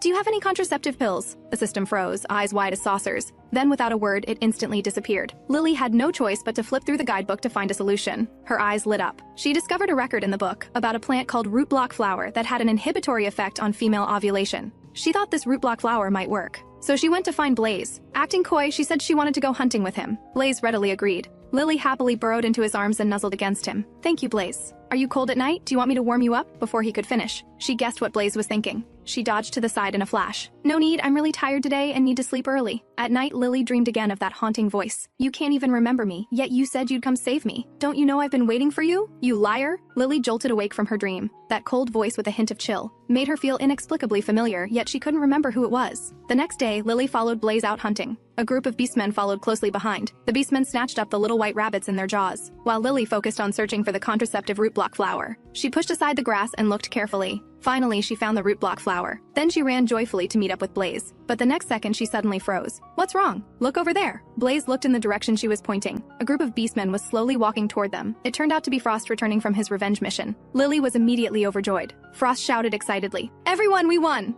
Not only did he recover all the stolen supplies, he also raided the enemy's lair while he was at it. Lily ran up to greet him excitedly. Frost swept her up in his arms, kissing, hugging, and lifting her high. The couple who hadn't seen each other in a long time embraced tightly. But Frost's expression suddenly changed. He smelled Blaze's scent on Lily. He pushed Lily away and roared angrily. You mated with Blaze! Lily stammered, not knowing how to explain. Frost was so angry his face turned livid and steam came out of his head. That damn tiger! He took advantage while I was away. Blaze frowned. Lily and I are mates. Mating is only natural. You said we'd compete fairly. You're a despicable liar who doesn't keep his word. With that, Frost angrily attacked Blaze. Unfortunately, his punch hit nothing but air. Frost continued attacking fiercely, but Blaze easily deflected them all. Frost transformed into beast form, baring his fangs viciously. Blaze's expression turned stern at the sight. He was about to transform into beast form as well. The two rivals instantly became hostile. At this critical moment, Lily stepped between them. Frost, stop it. I was willing to give myself to Blaze. Frost's heart shattered into pieces, pitiful and teary-eyed. You don't like me at all. In your heart, there's only that tiger. Of course not, Lily was about to explain. The little wolf was consumed with jealousy. Overwhelmed with jealousy, he burst into angry tears. In a rage, he turned and ran. Lily was about to chase after him, but Blaze stopped her. Frost has a hot temper. Let him cool down first, just as Lily was pondering how to handle this situation. Crying and shouting suddenly came from behind. A female beastman was crying her heart out. She was worried about her mate's injuries. With Shaman lying dead, the tribe had no healer. Lily stepped forward. She began examining the injured beastman's wounds. The female cried and begged, Lily, please save him. Inside the cave, the injured males moaned in pain. Frost paced anxiously, not knowing what to do. At that moment, he heard Lily call out, Frost, do you have any alcohol and crispy fruit? The little wolf muttered sulkily. If you want crispy fruit, go ask Blaze. You don't like me anyway. Lily was utterly speechless. This guy's jealousy was unbelievable. Then she couldn't help but snap. I need the alcohol and crispy fruit to save people. Are you going to get them or not? The little wolf instantly cowered. Huffing angrily, he brought over the alcohol and fruit. Lily shouted angrily, Stop huffing! Come help hold him down while I treat his wound. The beastmen on the side were astonished. They didn't expect Lily to know medicine. Then they held down the injured beastman's limbs. The injured one still looked confused. Before he could react, Lily wiped his wound with alcohol, making him scream in pain. Lily then applied crushed crispy fruit to the wound. After all these procedures, it was finally done. The injured one's pain immediately lessened considerably. Everyone praised her, calling Lily a miraculous healer. Lily took the opportunity to mobilize everyone to bandage the other wounded. After working for a long time, Lily was exhausted and panting. Then Frost walked over. His proud expression showed a hint of distress. He bent down and squatted. Lily asked in confusion, Are you going to carry me back? Frost huffed. Of course! Hurry up and get on! Lily secretly smiled. What a tsundere. Then she carefully climbed onto Frost's sturdy wolf back. The rugged mountain path rose and fell beneath his wolf paws. The gravel made Frost's paws hurt, but his steps remained steady without the slightest wobble. The mountain wind carried the unique scent of wolf fur. Lily couldn't help but kiss Frost's perked-up wolf ear. Frost's face instantly flushed red. What are you doing? Don't seduce me. Lily hugged his neck tightly. I'm glad you came back safely. Frost didn't quite understand what she meant. Lily explained. I had a nightmare that something happened to you all. Frost noticed her body was trembling slightly, so he quickly changed the subject. Don't think you can just sleep with Blaze and abandon me. Lily's mouth twitched. In this world, with Frost and Blaze's companionship, her fear dissipated. After returning to the cave, Lily handed Frost a piece of roasted meat. The little wolf reluctantly took a bite on the surface, but inside he was already bursting with joy. After all, this was roasted meat Lily made for him personally. He was so excited his ears turned pink. Blaze handed Lily a bowl of meat soup. Lily's face lit up with joy. Frost felt the meat in his hands suddenly didn't taste as good. Bold words spilled out. You're sleeping with me tonight. Lily nearly spit out the meat soup she just swallowed. Tonight! I'm your mate. If you can sleep with that tiger, why can't I? Lily was speechless, not knowing how to respond. She could only look at Blaze with pleading eyes. Blaze indicated that as long as Lily agreed, he wouldn't interfere. Frost took Lily's hand. Lily, let me show you something. With that, he pulled Lily to his room. A large bed was covered with flowers and jewels. I arranged this. Do you like it? Frost went full tycoon mode, showering Lily with jewels and flowers like it was nothing,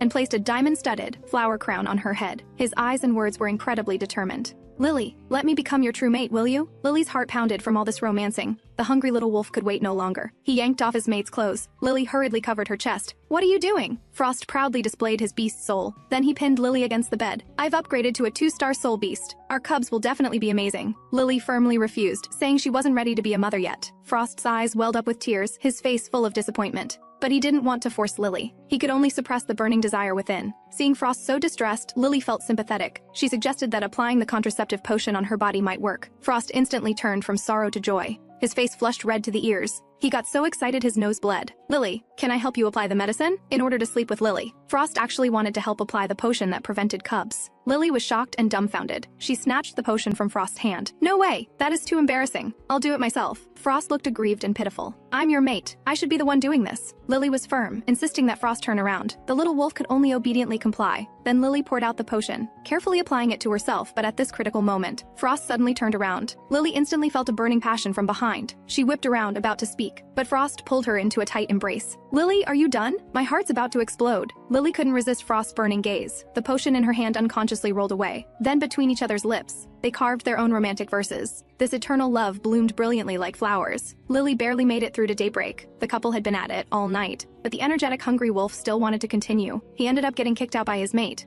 Frost came face to face with Blaze. His expression was incredibly smug. Lily's first litter will definitely be mine. Blaze's face immediately filled with murderous intent. We'll see about that. Seeing Frost successfully mate with Lily, Blaze felt so hurt he could barely breathe. While Frost was grinning from ear to ear, he turned and cooked up a large pot of meat. Lily had a wolf feeding her meat in front, and a tiger handing her soup from behind. This made her feel both awkward and stressed. She felt like she might get devoured by 2 beasts at any moment. A few days later, the injured Beastmen fully recovered. This was all thanks to Lily. Frost swept his mate up and lifted her high. Lily, you're amazing! Worthy of being the female I chose. Lily's face darkened as she thought to herself, is that praise for me or for yourself? Frost also proposed that Lily become the wolf tribe's shaman. Lily was stunned speechless. She quickly said she only knew the basics and couldn't handle the position of shaman. But Frost kept emphasizing, the tribe really trusts you now. Blaze also chimed in. That's right, everyone trusts you. You should try. Lily thought for a moment. She still felt her limited skills weren't enough for this role. If someone in the tribe got injured, she could help take a look. At this moment, Lily noticed the beast soul mark on Frost's shoulder. The wolf mark now had a thorny crown on its head. She remembered it wasn't there before. After mating with Frost last night, this thorny crown appeared. Frost looked at his beast mark with confusion.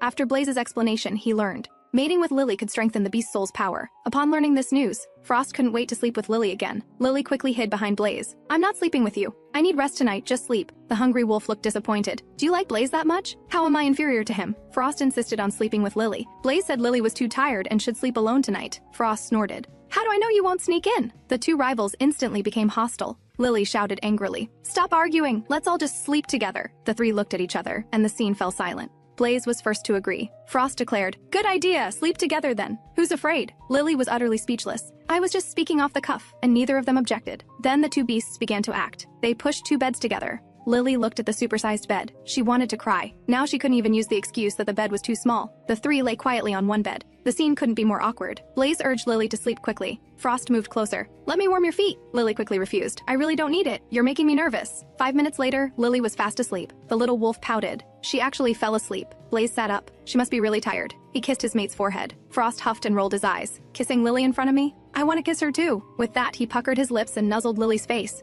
Although the scene of 3 people sleeping in one bed was strange, there was a warm atmosphere of mutual comfort. As the ice and snow gradually melted, winter was leaving. The injured beastmen gradually healed. More and more beastmen came to Lily for treatment. She prescribed remedies according to the records in the guidebook. Most were appropriate for the symptoms. Thus, she temporarily took over the shaman's position and earned everyone's genuine respect. Spring arrived in the blink of an eye, and everything came back to life. Suddenly, a system notification sounded. "Congratulations, host, on successfully completing the winter survival mission. The reward will be distributed shortly. Please check." As soon as it finished speaking, Lily felt her hand burning with pain. She looked closely and saw something in her hand. It was 5 shiny rings. She casually picked up a pink ring. Without thinking, she put it on her hand. But after putting it on, she regretted it deeply. The system informed her this was a slave ring, and only by wearing the master ring could the storage space be activated. And once the ring was on, it could never be removed. Lily had a bright idea and thought about putting on the master ring too. She tried hard but couldn't get it on. The system reminded her again. The slave ring is controlled by the master ring. Whoever wears the master ring will be in the dominant position. Looking at the system's mischievous appearance, Lily was furious. "I don't want to be controlled by anyone. I'll keep this master ring for myself." But if no one wore the master ring, the space couldn't be activated. After returning home, Lily was listless. Blaze thought his mate had been bullied. He gently pulled her into his embrace. "Did something happen? Tell me and I'll help you solve it." Lily fell into thought. In this world, the person she trusted most was Blaze.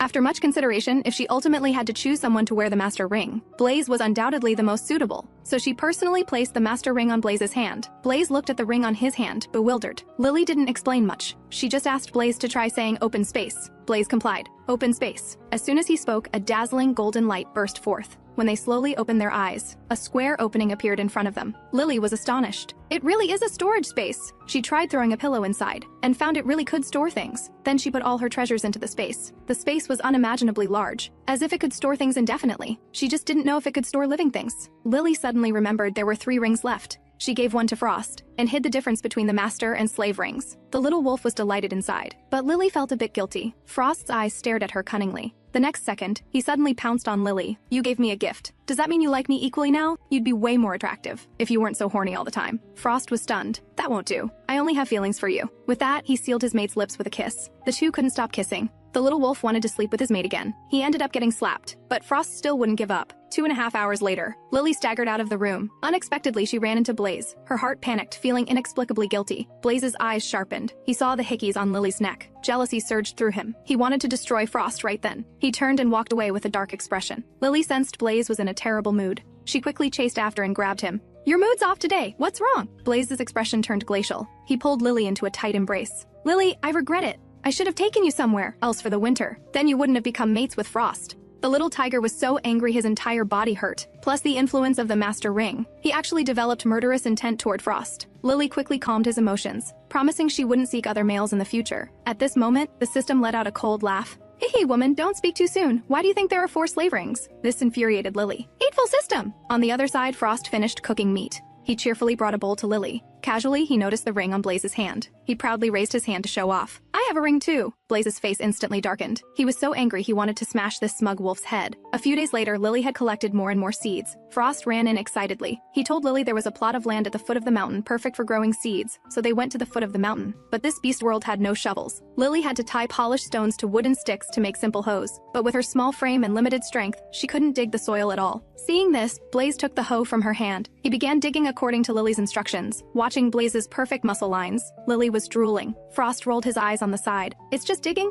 I can do it too." But with one swing, he broke the hoe handle. He simply used his claws to dig frantically. In no time, he had the ground loosened. Lily couldn't help but praise him. "Amazing!" Frost's mouth was practically grinning up to the sky. Blaze's face darkened. "No, my possessiveness is acting up again." He gripped the hoe handle tightly and made up his mind. For Lily's sake, he must train his self-control. Lily transmigrated to the beast world, with a wolf husband helping her farm, and a tiger husband catching fish. Life was wonderful. Tonight, Lily decided to show off her skills, making a full fish feast for her 2 beast mates. The little tiger took a small bite. The exquisite taste instantly spread through his mouth. Even the little wolf, who never liked fish, was completely conquered by Lily's fish feast. Frost gazed at his mate affectionately. Lily sensed trouble. That look, could he want to? Thinking this, She quickly dashed out, but just as she escaped the wolf's den, she fell into the tiger's jaws. Blaze suddenly wrapped his arms around Lily's waist from behind, then pinned her against the bed. The two began making love again. In the blink of an eye, spring arrived. The vegetables Lily planted sprouted. However, these vegetables grew very strangely. Their size was ridiculously large. She used all her strength to tie the leaves into bundles. When cooking them, she worried they wouldn't be edible. Unexpectedly, they tasted incredibly delicious, even better than fish soup. However, Blaze and Frost thought they tasted ordinary. Frost complained while chewing the leaves. "These are too tough. Are they for grinding our teeth?" Lily's face darkened. "You males don't like them, but the females love them." Just then, Magnolia walked in and asked, "Lily, do you have more of those sweetwater vegetables you gave me last time?" Other females also praised the cabbage, seeing how much everyone loved them. Lily decided to distribute the seeds to everyone. And so, the Rockwolf tribe's collective farming mode began. But Lily discovered a strange phenomenon. The vegetables the Beastmen grew were pitifully small, while hers grew monstrously large. Just as she was pondering the reason, the system notification suddenly sounded. "This is because you have the divine wood seed inside you, host. The divine wood seed increases your affinity with nature, so plants grow like crazy to please you." Lily gently flicked the cabbage. "You've all worked so hard." Then Frost walked over, wanting to take Lily fishing. This river was abundant with fish. Frost was confident. "This time I'll show you what I'm made of." With that, he plunged into the river with a splash. But after half an hour, Frost hadn't caught a single fish. Lily looked disdainful. "Your fishing skills are far worse than Blaze's. You haven't caught even one." Frost was indignant. "Who says I can't catch any?" With that, he dove back into the river, paddling frantically. Lily couldn't help but laugh. What a silly wolf. Suddenly, a fish jumped out of the river, flopping in front of Lily. Then another jumped out. Lily just picked up the fish. One after another, several. More fish jumped ashore. In no time, she had a full haul. When luck comes, you can't stop it. These fish seemed to deliver themselves. She walked along the river picking up fish, while Frost finally caught one fish, only to find Lily had disappeared. Lily unknowingly walked farther and farther. Just as she was about to turn back, the sound of splashing water came from behind. She turned to look and saw a naked man. The man's face was stern, his tone cold. "I finally found you." Lily looked bewildered. She had no idea who this handsome but cold man was. Why was he looking at her with such resentment and pain? "So you've forgotten me? You promised you'd come back for me." Hearing this, Lily's head throbbed with pain. Shade began recounting the memories with Lily. "I waited for you in the stone cave for a long time. The snow outside the cave melted, the flowers on the hillside withered, but you still didn't come back." But Lily couldn't remember anything about Shade. Shade's face was full of fury. "You lied to me." Lily sensed the murderous intent in his eyes. She turned and ran. Shade raised his indestructible snake tail and wrapped it around Lily. Lily's jaw dropped. "Oh my God! A snake!" As the fish basket in her hand fell, the fish flopped around. When Lily slowly woke up, she found herself in an unfamiliar cave. She quickly got up from the ground. "I remember now. I was brought here wrapped in that man's snake tail." Suddenly, there was a rustling sound outside the cave. It was Shade walking in. "You're awake." Lily quickly asked where this was. Shade answered seriously, "This is our home." Lily looked confused. "You've got the wrong person. We've never met." Before she could finish, Shade crushed the fruit in his hand. The large black snake flicked out his long tongue, licking Lily's face. Then he lifted her high and slammed her against the wall, his eyes cold and sharp. "You promised to come back, but you never returned. You lied to me." Lily's legs went weak with fear. "I'm sorry, I might have forgotten some things after my fever." Tears welled up in Lily's eyes. Shade remained cold on the surface, but inside he was heartbroken. He pulled Lily into his embrace. His tongue kept licking her face. The next second, his expression turned ferocious. "You smell of other males. I waited so long for your return, yet you slept with others." He viciously tore Lily's clothes and ripped off the pendant from her neck. "Do you remember this gem? I gave it to you." Lily looked blank. She had no memory of it at all. "Can you not come closer? I feel awful." Hearing this, Shade, his eyes instantly sharpened. "I'm covered in scars because of you, yet I can't win your heart. Rather than watch you leave and fall into other males' arms, I'll keep you by my side forever." He bit down on Lily's neck. Blood slowly flowed down her neck. "It hurts so much. Is he going to bite me to death?" Lily felt dizzy. Shade's image gradually appeared in her mind. Those past memories flooded back. She remembered Shade getting severely injured to save her, remembered Shade's devoted care for her, yet she left him alone in the cold stone cave, letting winter pass and spring come without going back for him. Lily suddenly snapped awake. "First, I remember now." She hugged Shade tightly, tears wetting her cheeks. "Shade, I'm sorry, I shouldn't have forgotten you." Shade froze for a few seconds. He asked in disbelief, "You remember me?" At this critical moment, suddenly there was a loud explosion, debris flying everywhere. It was Frost who had found them. "Snake Beast, let Lily go." Lily was too weak and suddenly couldn't make a sound. Frost was shocked at the sight. He transformed into beast form. "How dare you hurt Lily? I'll kill you." He viciously lunged at Shade. Shade's eyes sharpened. He raised his indestructible snake tail and sent Frost flying with a smack. Fortunately, Blaze caught him from behind. Blaze, perfect timing. This snake beast captured Lily. "Let's kill this snake together." Blaze's face was full of murderous intent. "Let Lily go, now." With an angry roar, Blaze also transformed into fierce tiger form. Shade wasn't backing down. "Even if I die, I won't give Lily up." He also transformed into giant python form and bit at Frost beside him. At this moment, Lily's breathing was weak, barely alive. Blaze sensed something wrong. He roared at Shade. "What did you do to Lily? She's dying." Only then did Shade realize Lily had been poisoned by his venom. To neutralize the snake venom, snake blood was the best antidote. Blaze suggested testing it on Frost first. If Frost was fine after drinking the snake blood, then they'd save Lily. "You damn tiger, you're using me as a test subject." But seeing his poisoned claws, he had no choice but to be the guinea pig. Shade bit his own hand and had Frost drink the snake blood. Miraculously, after drinking the snake blood, Frost's wound slowly healed. Shade quickly picked up Lily and fed her his blood. Everyone waited anxiously. Before long, Lily finally woke up. She was about to apologize to Shade, but could only make incoherent sounds. "You're weak. The venom just neutralized. You'll be able to speak after tonight." Then Frost rushed over. "Give Lily back! You hurt her this badly and still won't let go." Shade's heart ached at these words. He thought about how Lily got hurt every time she was with him. This time she almost died from his venomous fangs. He remembered childhood, when everyone treated him like a jinx. Any beastman who got close to him met misfortune. Shade's heart was full of helplessness and reluctance.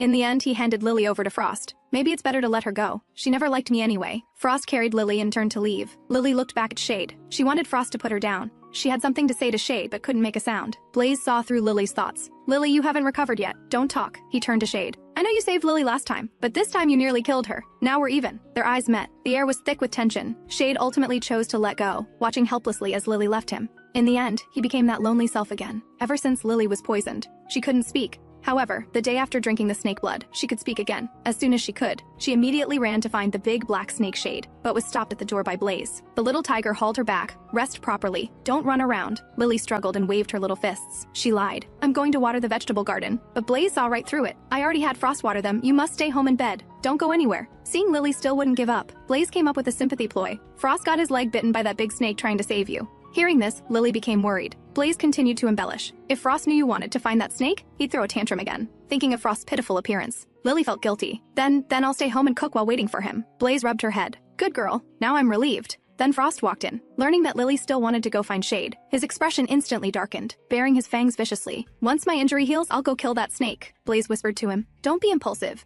Use your injury to your advantage. Stick to Lily and don't let her go down the mountain." Frost thought the sympathy ploy was pretty good. Lily vaguely heard their conversation. Frost immediately shut up and became obedient. Lily checked Frost's wound and found it covered with scabs and dirt. She took out the medicine, carefully cleaning and bandaging the wound. "Stay home, honestly. Don't get the wound wet. If it gets infected, you'll need amputation." Frost didn't understand what amputation meant. Lily gestured with her hand. "It means cutting off your arm." Frost fell on his butt in fright. "Then I'll listen to you and won't go out." For the next few days, the couple stayed close together. Frost was delighted inside, but Lily was absent-minded. Frost saw through her thoughts. "Do you want to go down the mountain to find that stinking snake?" Lily's heart skipped a beat. "I promised to find him before. I need to clear up the misunderstanding." Frost instantly became jealous, afraid his little mate liked that snake. But Lily's mind was made up. She ran out angrily. She sat alone by the river, taking out the gem Shade gave her. "I need to let him know I didn't abandon him on purpose." Lily was about to get up to find Shade, when Blaze suddenly appeared. "Lily, why are you here alone?" Lily felt guilty and stammered. Blaze frowned slightly. He picked her up. "Come on, I'll show you something good." Before long, they arrived at their destination. Lily's eyes lit up. It turned out the feather vines they had planted had borne fruit. According to the manual, this fruit could substitute for flour. Lily asked Blaze to cut the fruit open and take a look. Blaze swung his sharp claws and easily split the fruit in half. Lily scooped out the flesh and laid it out to dry. Then she drew a pattern of a millstone on the ground. "Blaze, can you find a stone and make it like this?" Blaze immediately went to fetch stones after hearing this. After a bout of clanging and banging, he actually made a millstone. Lily put the dried fruit flesh into the millstone to grind it. At that moment, Frost jumped out huffily. "Don't just let Blaze do all the work, I can help too." Lily had no choice but to let him help grind the fruit flesh. Through everyone's joint efforts, flour from the Beastmen world was finally made. Lily tasted a bit. This was exactly the flavor. "With flour in hand, dumplings I can make!" She danced excitedly with joy. She scurried back happily to make dumplings. Before long, fragrant dumplings were ready. The two beasts ate with relish. Lily couldn't help but shed tears. It really tasted like dumplings. She never expected to eat dumplings in the beast world. Seeing this, Blaze's lips curved upward. He indicated they should plant more feather vines in the future. Lily clamored that she wanted to go along too, but she felt inexplicably guilty inside. Blaze's eyes flashed. He saw through Lily's little scheme. Frost also sensed something was off. He immediately became alert. "You're not thinking of going to see that big snake, are you?" Seeing she'd been exposed, Lily could only laugh awkwardly to cover her embarrassment. Frost's eyes were full of jealousy. "What's so special about that stinking snake? Is it just because he's got an extra move in bed?" Lily's head buzzed. "What kind of wild talk is that?" The two beasts stared at her intently. "Lily, does it have to be just the two of us?" Before they could finish, Lily hastily interrupted. "Okay, fine. I promise I won't go see Shade anymore." After saying this, she turned and left huffily, holding the pot. Frost couldn't help but hesitate, wondering if they were being too harsh. Blaze's eyes flashed. "So you want Lily to go find that snake?" Hearing this, Frost immediately panicked. "Of course not. Then that's settled." With that, Blaze went to find Lily. At this moment, Lily was washing dishes. She was single-mindedly thinking about going to find Shade. She was so absorbed in her thoughts that she didn't notice Blaze had quietly come up behind her. Blaze suddenly reached out. and wrapped his arms around Lily's slender waist. Then he lifted her up high. "Lily, I can give you anything you want, but I don't want any other males sharing you with me." As he spoke, he began to unfasten Lily's outer garment. Lily's heart jumped. "Wait, Blaze, let me apply some medicine." Blaze looked puzzled. "What medicine?" Lily pulled out a small medicine bottle and explained. "I'm not ready to have babies yet. Applying this potion will prevent it." Blaze snatched the potion from her hand. Pouring it onto his own hand, "I'll apply it for you." Lily's jaw dropped. Why do you all have to do this? Before she finished speaking, she was pinned against the stone wall by Blaze. Lily squeezed her eyes shut, her face instantly turning as red as a ripe apple. Then the two began to mate. When Lily woke up, it was already the afternoon of the next day. Half a month later, Shade seemed to have left. Only then did Blaze and Frost agree to take Lily to the vegetable field. Sweetwater vegetables needed lots of irrigation, and Lily worried that carrying water would tire Frost too much. So she came up with the idea of digging a water channel. Frost was full of questions. "What's a water channel?" "It's digging a trench to channel water from the river to the vegetable field." Frost hesitated, worried this method wouldn't work. But Blaze thought it was a good idea. Lily always has all kinds of amazing ideas, and they always succeed in the end. Frost huffed and stated, "I also believe Lily's ideas will definitely work." Soon after, the water channel plan was quickly launched. Frost led a group of Beastmen to dig the trench. Lily had planned to make some hose for them, but when she saw the Beastmen's claws were much stronger than hose, Frost spotted Lily nearby and immediately scurried over happily. Seeing Frost in wolf form looking so cute, Lily couldn't help but rub and nuzzle his face enthusiastically. After she'd had enough affection, she waved and left. "Come back early. We'll wait for you to have dinner together." The bachelor wolves nearby were incredibly envious. "Chief Frost, that's too much." On her way back, Lily discovered many fruits had fallen on the ground. She casually picked one up. Suddenly, a dark, glossy thing silently descended behind her. It was actually a snake tail. It turned out Shade hadn't left. He had been secretly protecting Lily all along. 3 days later, the first water channel was successfully dug. The fruit trees had also matured. Blaze went full tiger mode up the tree in one leap, then shook the hell out of it. Fruits instantly came cascading down. Although the harvest was abundant, Lily became worried. The amount of food far exceeded what the wolf clan could currently consume. Blaze suggested they could sell some. They could also take it to the market to trade for things. Lily immediately got excited when she heard this. "That's actually a good idea." At the first market after spring began, beastmen from various tribes came with goods to trade. Lily appeared particularly small among the crowd of beastmen. Blaze scooped her up. "Don't wander off, or you might get eaten by wild beasts." On the other side, Frost had already found a stall location. They arranged the vegetables and fruits on the stall, preparing to sell them. Lily's lips couldn't stop curving upward. "With so many beastmen here today, we'll definitely sell everything. Then we'll get crystals, complete the mission, and reach the pinnacle of life." However, half an hour had passed, and the stall was deserted. Not even a fly had come by. No beastmen visited at all. Seeing the neighboring stalls doing booming business, Lily couldn't sit still. She raised her voice and shouted loudly, "Don't pass by without stopping. Delicious sweet vegetables and fruits.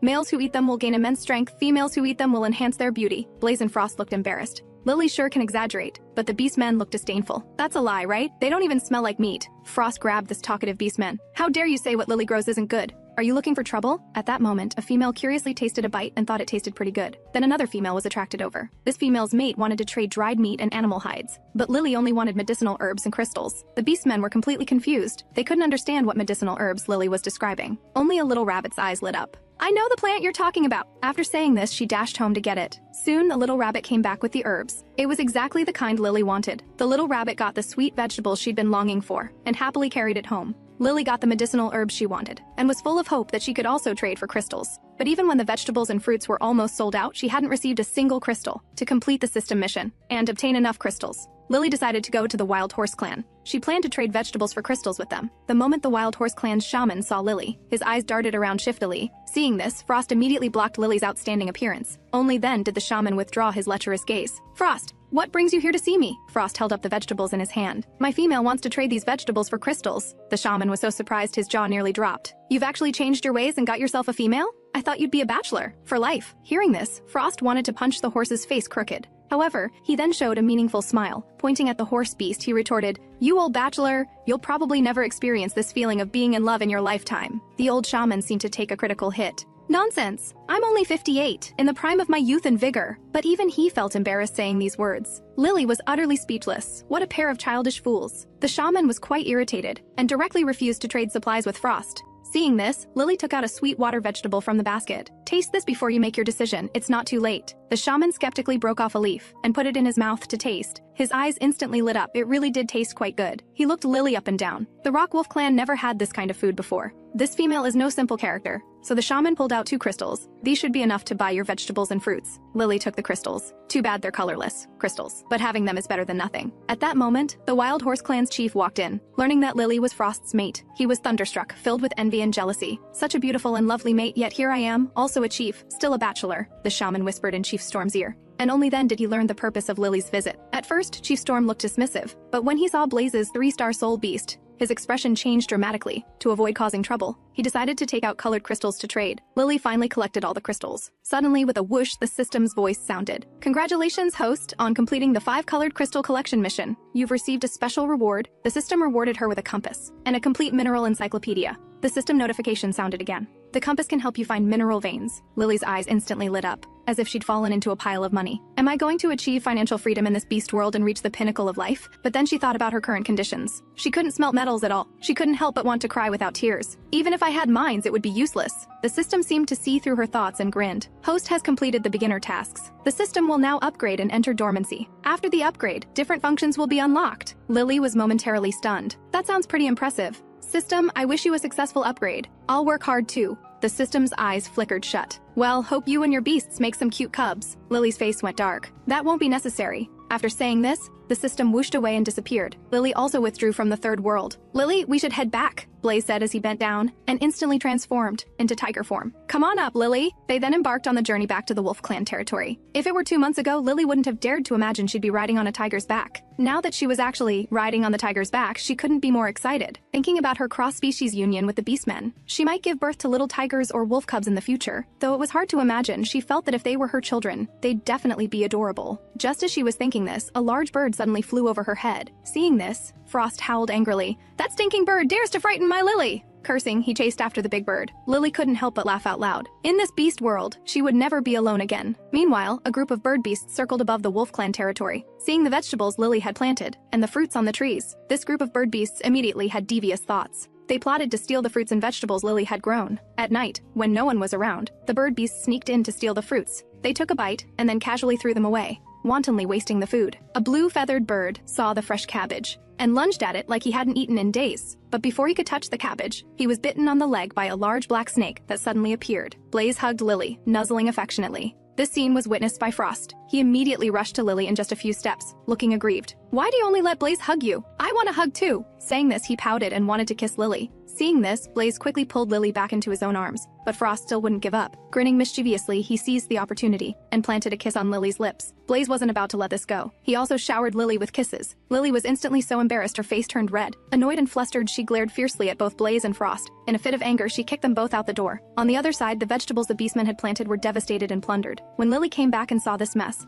her heart sank, worried that her own vegetable field hadn't been spared either. But when she turned to look, she found her vegetables were perfectly fine. This was all thanks to Shade. He had been silently guarding Lily's vegetable field all along. Blaze found feathers dropped by bird beasts in the vegetable field. A wolf beast pointed at the Rocky Mountain and said, "Right after you left a few days ago, a group from the Feather Clan came to the Rocky Mountain." Hearing this, Frost clenched his fists in anger and was about to lead everyone to settle accounts with the bird beasts. But unexpectedly, this group of bird beasts flew down from the mountaintop. As soon as these feathered people appeared, they aggressively demanded, "Where is the snake beast who injured our young? Hand him over!" Lily's heart jolted. What snake beast? Could it be Shade? He didn't leave? The bird beast shouted loudly. "Hand over that snake beast, or you'll suffer the consequences." Frost's expression darkened instantly. What does this have to do with our wolf clan? Look at how these vegetable fields have been ruined. It was clearly you feathered people who did it. The bird beast snorted coldly. They're just a few broken vegetable fields, yet you dared to harm our Feather Clan young. You're even harboring the snake beast. We'll definitely make you pay. Lily couldn't tolerate it anymore and pointed at this group of feathered people, scolding them harshly. The bird beasts' faces turned ashen from the scolding, and they became furious with embarrassment. One of them stomped on and ruined the fruits Lily had grown. With a sinister smile, he said, "You're asking for death." At this critical moment, Shade suddenly burst out from the tree. Baring his venomous fangs, he roared, "If you want revenge, come at me. It has nothing to do with anyone else." Seeing this, the feathered people all transformed into beast form and viciously attacked Shade. Lily was extremely anxious and wanted to rush up to help, but Blaze held her back. "Don't go, it's too dangerous." Although Shade's attack power is strong, his opponents are from the Feather Clan, they can fly and are fast. Shade doesn't have the advantage. Sure enough, Shade was gradually losing ground. His body was even wounded by the bird beasts. Lily wanted Blaze and Frost to step in and help, but neither of them wanted to get involved in this matter. Left with no choice, Lily had to steel herself and run toward Shade alone. She had just reached the base of the tree when the bird beast spotted her. "Quick, grab that female." Seeing Lily in danger, Shade hastily swung his tail and pulled her to his side. "What are you doing here? It's dangerous." Before he finished speaking, a bird beast aggressively lunged at them. Shade dodged to the side, holding Lily tightly in his embrace. The bird beast's claws still slashed his back. "Stop!" At this moment, Blaze and Frost finally stepped forward. "Get lost. This is a grudge between our Feather Clan and the snake beast. Mind your own business. Frost clenched his fists so tightly they cracked. You'd better show some respect or I'll pluck all your feathers. The Wolf Clan Beastmen also stepped forward one after another. Whoever dares touch our chief, we'll slaughter them. Seeing the situation turning bad, the bird beasts spread their wings and had to retreat for now. Just you wait, this isn't over. Frost cursed at the flying bird beasts and planned to take people to meet with the Feather Clan leader. At this moment, Lily was bandaging Shade's wounds. Seeing this scene, Blaze's fists also clenched with a cracking sound. Lily, do you remember what you promised? Lily looked at the seriously injured Shade, her heart full of guilt. I remember, but he's injured like this. I need to take him back to recover. Blaze's brows furrowed deeply. In a fit of anger, he turned and walked away. Lily watched Blaze's retreating figure, feeling bitter. In his heart, I'm probably a terrible female, but she really couldn't bear to abandon Shade. While bandaging the wounds, tears couldn't help but fall. Her small hands trembled uncontrollably. Shade looked at her with heartache. I'm fine. Go back with them. Don't worry about me. Lily sniffled. It's not your fault. I just didn't handle things well myself. Saying this, she took Shade's hand. Come back with me. I'll take good care of you until your wounds heal. Consider it compensation for breaking my word. Hearing this, Shade became a bit unhappy. I don't want your compensation. I only want you. When the two returned to the cave, they were blocked by Frost. Because Shade had bitten a Feather Clan young to death, the Feather Clan leader led people in an aggressive attack on the Wolf Clan.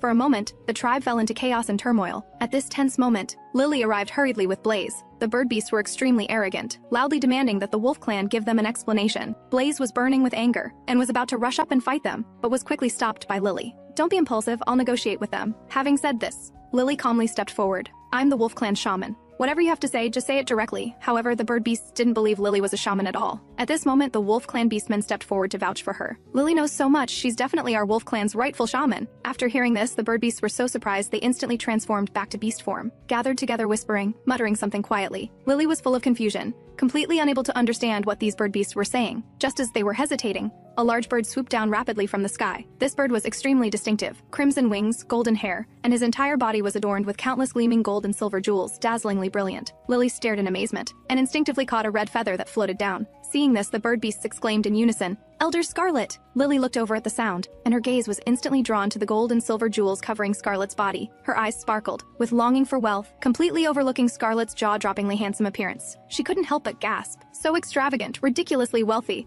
The wealth gap in this Beastman world is way too huge. Scarlet raised an eyebrow and said teasingly, Had enough of looking? Whatever grievances we have, let's settle them once and for all. Only then did Lily snap out of it and quickly looked away. With a serious tone, she said, Shade did strike too hard, but your young weren't entirely innocent either. Scarlet let out a cold laugh. We lost one young, you give us back one young, and this matter ends. Lily thought this demand was absurd. How are we supposed to give you one back? Seeing Lily at a loss, the bird beasts immediately cheered. Scarlet's lips curved slightly upward. In a flash, he flew like an arrow to Lily. You and I can have a young together. Wouldn't that repay the Feather Clan's young? Lily's eyes flickered, and only then did she notice Scarlet's stunningly beautiful face. The bird beasts were stunned by Scarlet's words. Elder Scarlet, what are you saying? Scarlet paid no attention to the bird beast's astonished gazes, and simply turned to look at Lily, his eyes holding a trace of expectation. So, do you agree? Lily was furious. In your dreams. The angrier Lily became, the more excited Scarlet seemed. Just now you were staring at me intensely. Clearly you're smitten with me. Why reject me? Lily was utterly speechless. She couldn't help but burst out, You narcissist! Who's smitten with you? I was clearly looking at the crystals. Scarlet spread his hands with a playful expression. What a contrary little female. Lily stated bluntly that she had no interest in Scarlet, but said she could introduce him to other females from the Wolf Clan. But Scarlet was determined to pursue Lily. I don't want anyone else, I only want you. Lily felt her head buzzing. The scene instantly fell silent. The bird beasts couldn't help but marvel. Elder Scarlet, that confession was incredibly bold. Lily gritted her teeth in frustration. Damn it, Beastmen's values have no concept of propriety. In modern times, this guy would be a pervert who'd get thrown in jail. Seeing the usually aloof and icy Scarlet openly pursuing someone, the bird beast couldn't believe it. Is the sun rising in the west today? Lily couldn't stand it anymore and really wanted to rush up and punch this narcissist flat, but was stopped by Blaze again. Elder Scarlet, please stop teasing Lily. She doesn't like this kind of joke. Lily, what a lovely name. I like it. Scarlet said this while licking his lips, savoring the taste. Lily ground her teeth so hard they cracked. Lovely my foot, you old pervert? Blaze's eyes flashed with a sharp, cold light. Are you seriously trying to pursue Lily? Of course. I've never seen such a delicate and delectable little female before. Hearing this, Blaze's eyes instantly filled with murderous intent. Then let's duel. Only by defeating me will you have a chance to stay by Lily's side. Lily was worried Blaze would get hurt. She quickly tried to dissuade him. Don't fight. I'm worried you'll get hurt. Blaze gently rubbed his mate's head. I must fight him. It's the rule between males. Don't worry, I'll be fine. Having said this, he slowly released his hand from caressing Lily's cheek and resolutely walked towards Scarlet. Lily rushed forward in one swift step and tightly grasped Blaze's hand, her watery eyes already brimming with tears. Seeing the couple being lovey-dovey for so long, Scarlet rolled his eyes in jealousy. Lovey-dovey, huh? Just wait, I'm about to ruin your day. Blaze glanced at Scarlet with disdain. Let's see who falls first. As soon as he finished speaking, he instantly transformed into tiger form and pounced at Scarlet like an arrow released from a bow. Scarlet reacted extremely quickly. With a swoosh, his form disappeared, causing Blaze to miss. The next second, Scarlet appeared ghost-like behind Blaze. Raising his hand, he conjured a blazing fireball. At this critical moment, Lily shouted anxiously, "He's behind you!" But by the time Blaze reacted, the flames had already surged toward him like a raging fire dragon. They pierced straight through his body. With a tremendous boom, Blaze was sent flying by the powerful impact. Lily rushed forward shouting loudly, "Scarlet, stop!" Only then did Scarlet slowly withdraw his flames. The law of the jungle is nature's rule. If your mates can't protect you should leave them and find stronger males as mates. Lily didn't back down and firmly stood in front of Blaze. Blaze isn't weak, he's strong. Hearing his mate's words full of trust and encouragement, Blaze seemed to be instantly infused with infinite power. He stood up at once. Lily suddenly felt a burning heat on her back. Looking down and behind her, she discovered Blaze's star mark had appeared on her waist. At this moment, Blaze's entire body emitted sparks and lightning, his aura tremendous. Seeing this, Scarlet remained calm. Is this white tiger about to level up? Blaze gathered his momentum again and launched an attack. Scarlet nimbly dodged to the side. Blaze missed again. The powerful impact created a large crater in the ground. Seeing this scene, Scarlet was deeply shocked. Blaze's power kept rising, pressing his advantage. Scarlet could only keep dodging. He knew that if this continued, he would surely lose. Left with no choice, Scarlet actually violated the duel rules. Flapping his wings, he unleashed even more intense flames. Blaze wasn't about to be outdone and released electric currents to counterattack. The powerful energies of both sides collided. In an instant, the earth shook and debris flew everywhere. After quite a while, the two finally stopped dueling. "I lost. I just used my wings." The bird beasts couldn't believe it. "We never thought the always powerful Elder Scarlet would have a day of defeat." Scarlet looked at Lily. "You were right. Your mate is indeed strong. I underestimated him." Having said this, he soared into the air and left. Seeing Scarlet leave, the bird beasts also dispersed and returned to the feather clan. The wolf beasts cheered collectively. "Blaze is amazing! We won!" Watching the departing bird beasts, Blaze finally breathed a sigh of relief, but his body couldn't hold up after the intense battle. Suddenly, his vision went dark, and he collapsed to the ground with a thud. Lily hastily ordered the nearby beastmen, "Quick, carry Blaze back to treat his wounds." Seeing Blaze injured so severely, Lily was flustered and at a loss. She hurriedly helped clean Blaze's wounds, anxiously calling for him to wake up quickly. Tears kept falling. "Don't leave me, I'm scared." Her tears slid down her cheeks, dripping onto Blaze's face, and then onto his wounds. In an instant, the beast mark on Blaze's waist emitted a soft golden light. It merged with Lily's tears. The warm glow enveloped them both. Miraculously, the wounds on Blaze's body gradually healed. Before long, those wounds had completely disappeared. Seeing this scene, Lily could hardly believe her eyes. The burn that had covered nearly half his chest had completely vanished just like that. Blaze slowly woke up. Lily immediately threw herself excitedly into his embrace, crying and nuzzling against his muscular chest. "You finally woke up!" Blaze tenderly wiped the tears from her cheeks. Just as the two were about to make love, someone suddenly burst in. It was Frost and Shade. They'd interrupted the couple's moment. Seeing Blaze without a single wound, Frost looked astonished. "I heard you were seriously injured. How come you don't even have a scratch? And you've upgraded to a 4-star soul beast." Blaze was also puzzled. He only remembered that he was indeed seriously wounded at the time, but when he woke up, all his wounds had disappeared. Shade speculated this might be healing magic. Everyone looked at him questioningly. Healing magic uses the life force of plants to heal beastmen's wounds. Frost turned to ask Lily, "You were by Blaze's side the whole time. Do you know what happened?" Lily felt uncertain. She couldn't very well say that she cried while bandaging him, and the wounds miraculously healed, could she? Who would believe that? So she could only say she didn't know. Blaze asked if there was anything unusual when the wounds healed. Lily thought for a moment. "I think I smelled the scent of plants." Frost and Blaze exchanged glances, suspecting this matter was definitely related to Lily. Blaze raised his sharp claw and made a cut on his own arm. Seeing the shocking wound on Blaze's hand, Lily's tears uncontrollably spilled out, sliding down her cheeks and dripping onto the wound. A miraculous scene occurred. The wound gradually healed. Frost was utterly shocked. Lily was also stunned for a moment. Blaze leaned closer to her and gently licked away the tears at the corners of her eyes. In an instant, the wound on his hand completely disappeared. Frost couldn't help but marvel, "Lily, you're amazing!" Lily herself couldn't believe she had this kind of miraculous ability. Blaze pulled her into his embrace and warned, "Lily, don't cry easily from now on, and don't let others know you have healing abilities." Lily sniffled. "I'll remember." Blaze speculated that Lily's healing ability might not be limited to just her tears. Any part of her body, tears, saliva, even her blood and flesh might possess this ability. Hearing this, Frost's expression became serious. If people found out Lily's flesh could heal wounds, she'd definitely be eaten until nothing was left. After Blaze's wounds healed, Lily remembered about Shade. She asked him why he had harmed the Feather Clan's young. Shade smiled slightly. Those bird beasts maliciously destroyed your orchard and vegetable field. I couldn't just stand by. Learning that Shade was protecting her orchard, Lily felt deeply touched. She turned to go prepare food for Shade. On the other side, Blaze sat alone by the river, feeling gloomy. At this moment, Frost walked over. The sun's about to set. Aren't you going home? Blaze remained silent, treating Frost as if he were invisible. Frost's face went dark. That's enough. No matter how much you sulk, that snake still moved in. Blaze turned the ring on his hand. It seems Lily really cares about that snake. Sharing Lily half with you is already my limit. Frost huffily plopped down on the ground. Today we drove away one snake. Tomorrow maybe an eagle beast, lion beast, or leopard beast will come. Can you stop them all? Hearing this, Blaze fell silent again. Frost was completely speechless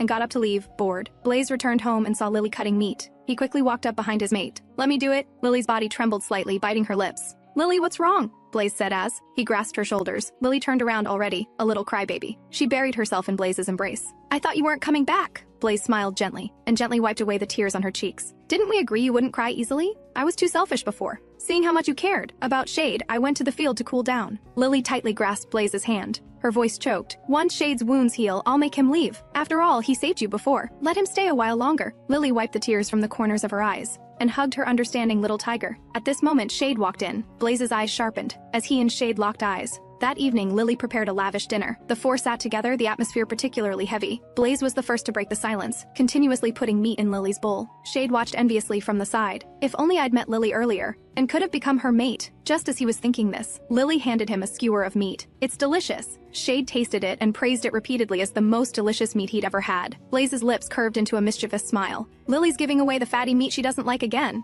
Lily guiltily turned her head and quickly changed the subject, handing Shade a vegetable leaf. Too much meat gets heavy, have some vegetables. To Shade, as long as it was made by Lily. Even poison would taste wonderful. The next morning, Shade found his wounds had healed. He really couldn't bear to leave Lily. He was about to scratch himself to create some wounds, when at the critical moment, Frost popped up. Since you're healed, stop being lazy and come work in the field with me. Hearing this, Shade realized they weren't kicking him out but asking him to work. His heart bloomed with joy. He came to the vegetable field and displayed his unique skill. He actually sprayed water from his mouth, watering the vegetable field. Frost couldn't help but marvel. Impressive. What would take half a day to water, Shade did in just a few minutes. Everyone marveled. This big snake is amazing. They invited Shade to go hunting together. Shade looked astonished. He'd never encountered beastmen so friendly to him. At this moment, Lily's voice came. Go ahead, Shade, just remember to come back early. Shade nodded eagerly. Lily smiled at me. I must seize this opportunity to stay by her side. From then on, Shade gradually integrated into this big family. Lily stared intently at the three handsome beastmen, becoming a bit love-struck. They're way too handsome. Even when working, they're so attractive. In no time, they finished harvesting the crops.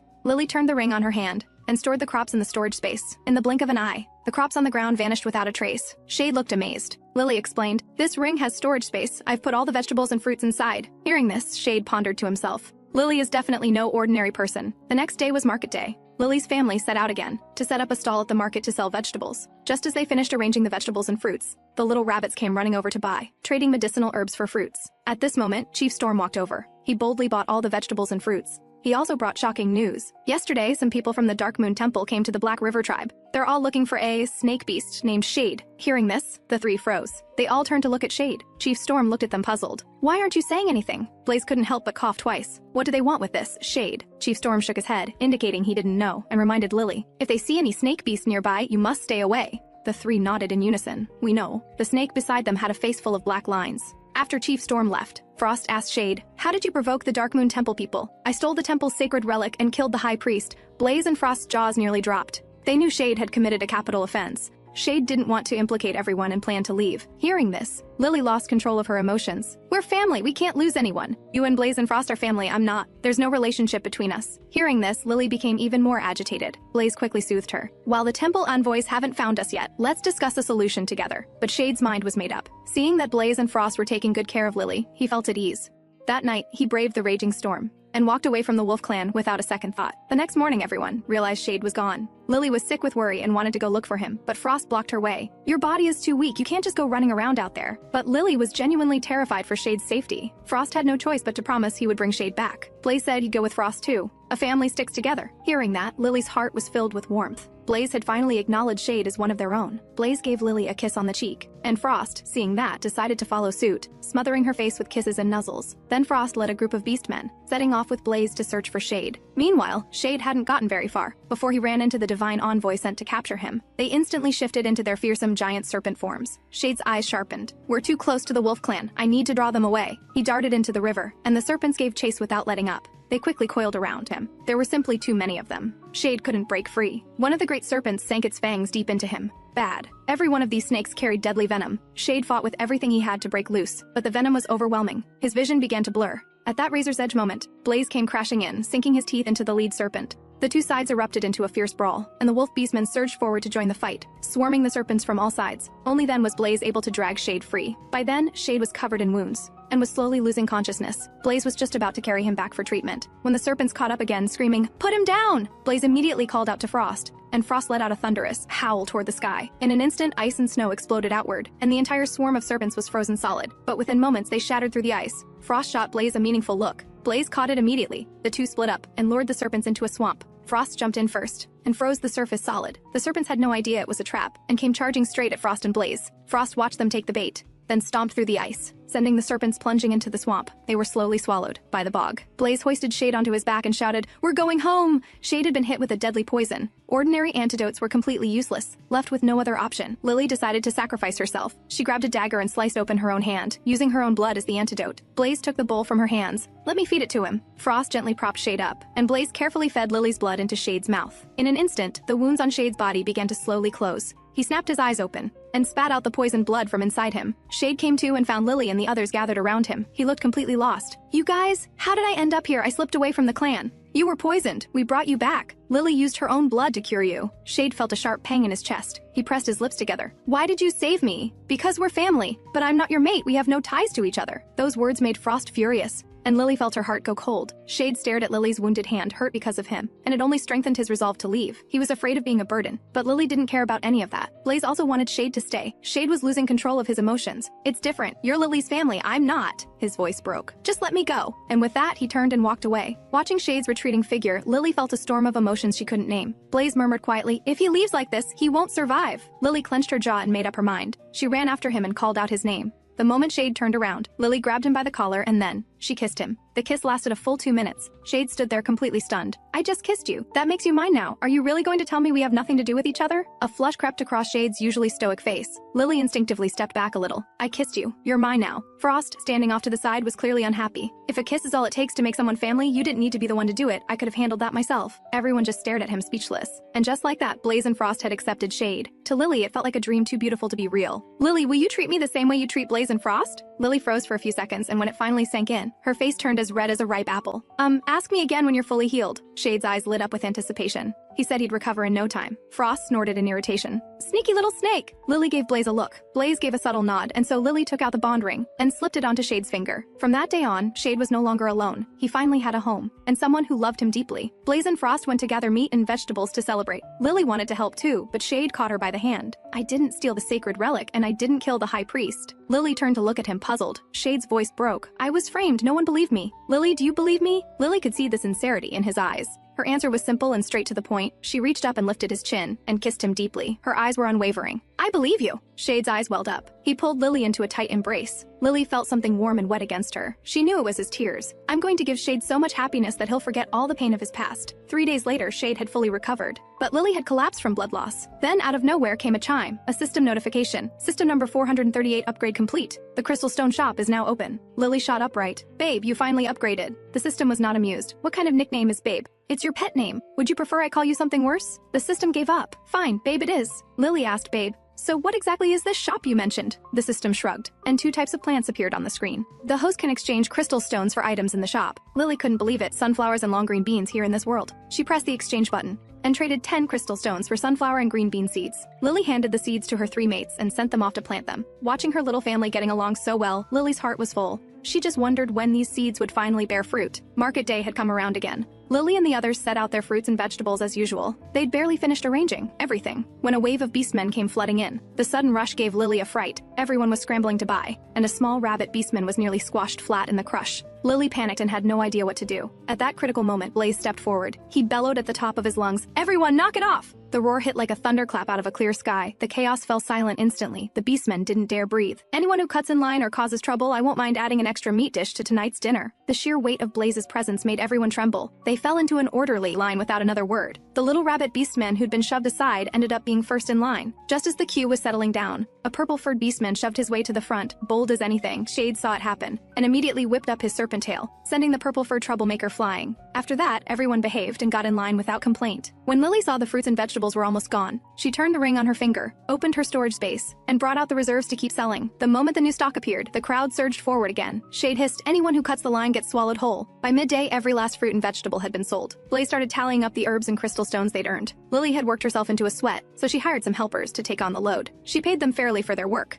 Just from watching her hire workers, Blaze got the idea to start buying up land. Lily was quietly amazed. If Blaze had been born in the modern world, he'd have been a ruthless business tycoon without a doubt. The land acquisition went smoothly. Lily distributed the seeds to everyone. As the days went by, the seedlings in the fields grew strong and lush. Then, without warning, something went wrong. The farmhands all showed up with their faces swollen like balloons. Lily assumed they'd been roughed up by other beastmen, but it turned out the plants in the field were responsible. The sunflowers had pelted them with seeds, leaving their faces black and blue, and the green beans had exploded and blasted them from behind. Lily's jaw hit the floor. She suspected the seeds she'd bought from the shop were defective. She headed straight to the field to check. But when she got there, the plants looked perfectly normal, except the sunflowers were a full 2 meters tall, completely out of Lily's reach. Blaze saw and reached out to help. But the moment his hand came close to the sunflower, it blasted a volley of seeds straight at him. Blaze spun around instantly to shield Lily. Only once they stepped back did the sunflower stop firing. Blaze decided to test the green beans next. He picked up a rock from the ground and hurled it at the green bean plant. There was a tremendous crackle and bang. The rock was blasted clean away, so that's how the farmhands got hurt. Lily felt she owed them an explanation.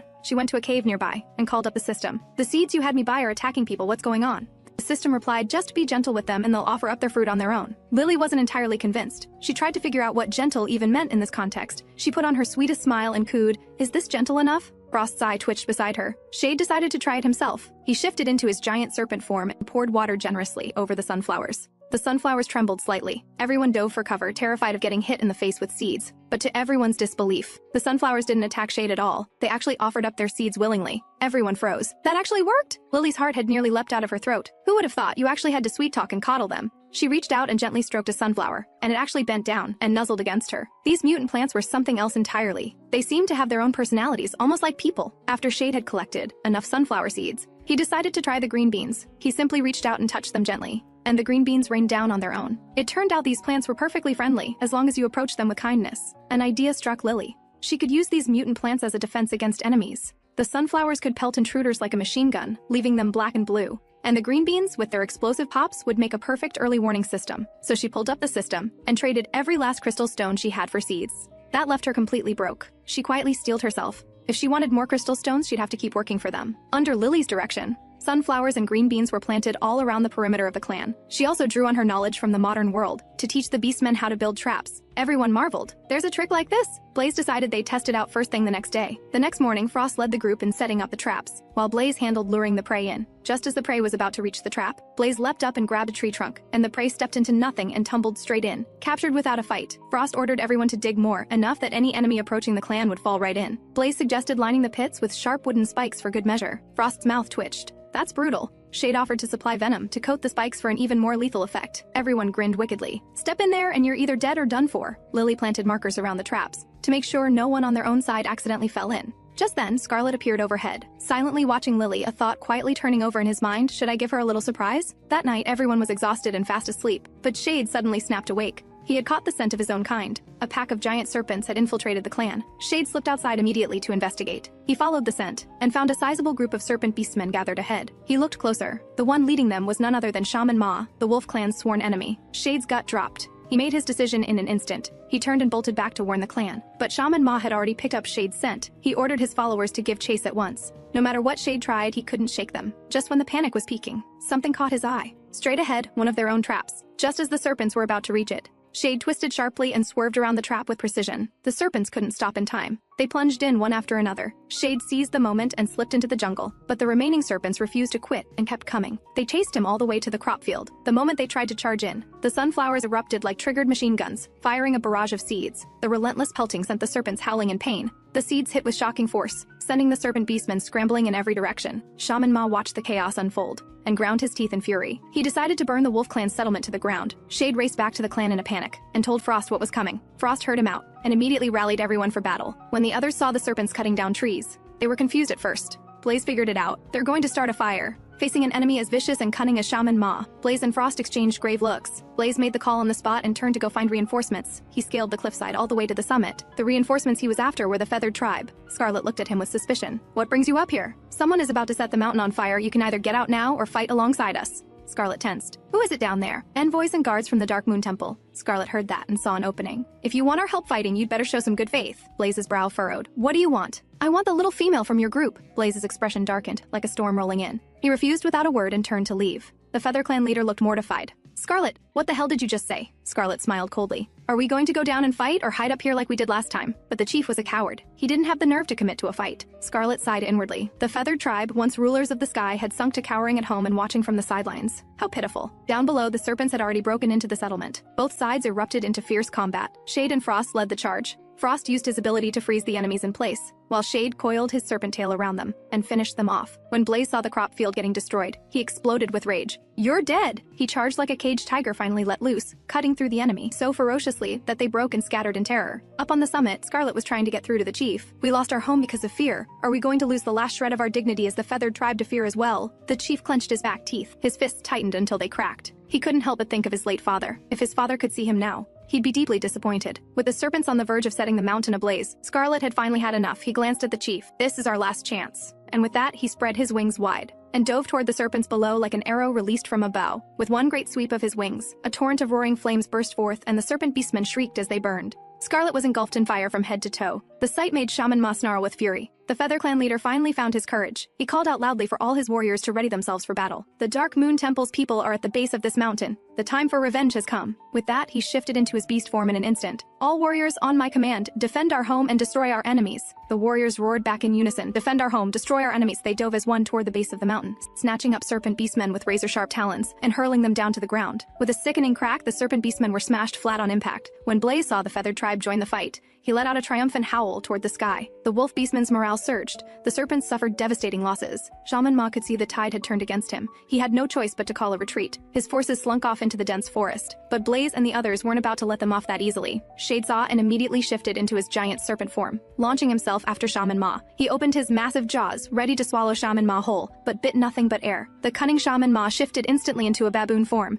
and grabbed a razor-sharp dagger. Both lunged at each other at the same time. Shade took a blade to the head. Something in his mind seemed to shatter with a crash, and a mysterious power surged through his entire body. It triggered an awakening in his bloodline. He transformed in an instant into a colossal creature. Shaman Ma was so terrified his teeth chattered. He scrambled blindly into the nearby undergrowth. Shade's eyes were razor-sharp, locking onto his target immediately. He lunged at Shaman Ma's baboon form with crushing force. Shaman Ma couldn't dodge in time and took a devastating blow from Shade's serpent tail. Blood poured from his mouth. He plunged into the river with a crash. Seeing their leader Shaman Ma fall, the serpents panicked and fled, but Shade appeared in front of them in the blink of an eye, faced with a creature of such terrifying size. The serpent beastmen trembled as dread consumed them. Shade snapped open his enormous jaws, and in that instant, lightning and fire intertwined. The entire swarm was swallowed by that overwhelming force, and not one of them survived. Every bird and beast in the forest fled in terror. Blaze sensed something was off. Frost moved to go in and check, but Blaze grabbed his arm. "There's too much dark energy in there, we go in carefully." At that same moment, Lily felt a sharp pain in her chest. The ring on her hand had begun to burn hot. A wave of dread washed over her. She quickly pushed open the hidden cellar door, threw on her cloak, and ran out. The moment she stepped outside, the scene before her was horrifying. Birds and beasts were scattering in every direction. The ground was littered with bodies and wreckage. Just then, Scarlet appeared behind Lily. "What are you doing down here? Something's happened to Blaze and the others. Please take me to them." Scarlet flashed a sly grin, his mind immediately going somewhere it shouldn't. He swooped right up to Lily's face. "Give me a kiss and I'll take you there." Lily was absolutely speechless. She pursed her lips in frustration. "This bird is insufferable." Scarlet kept pushing. "Wait any longer and there might not be much of them left." Lily gritted her teeth. "Fine."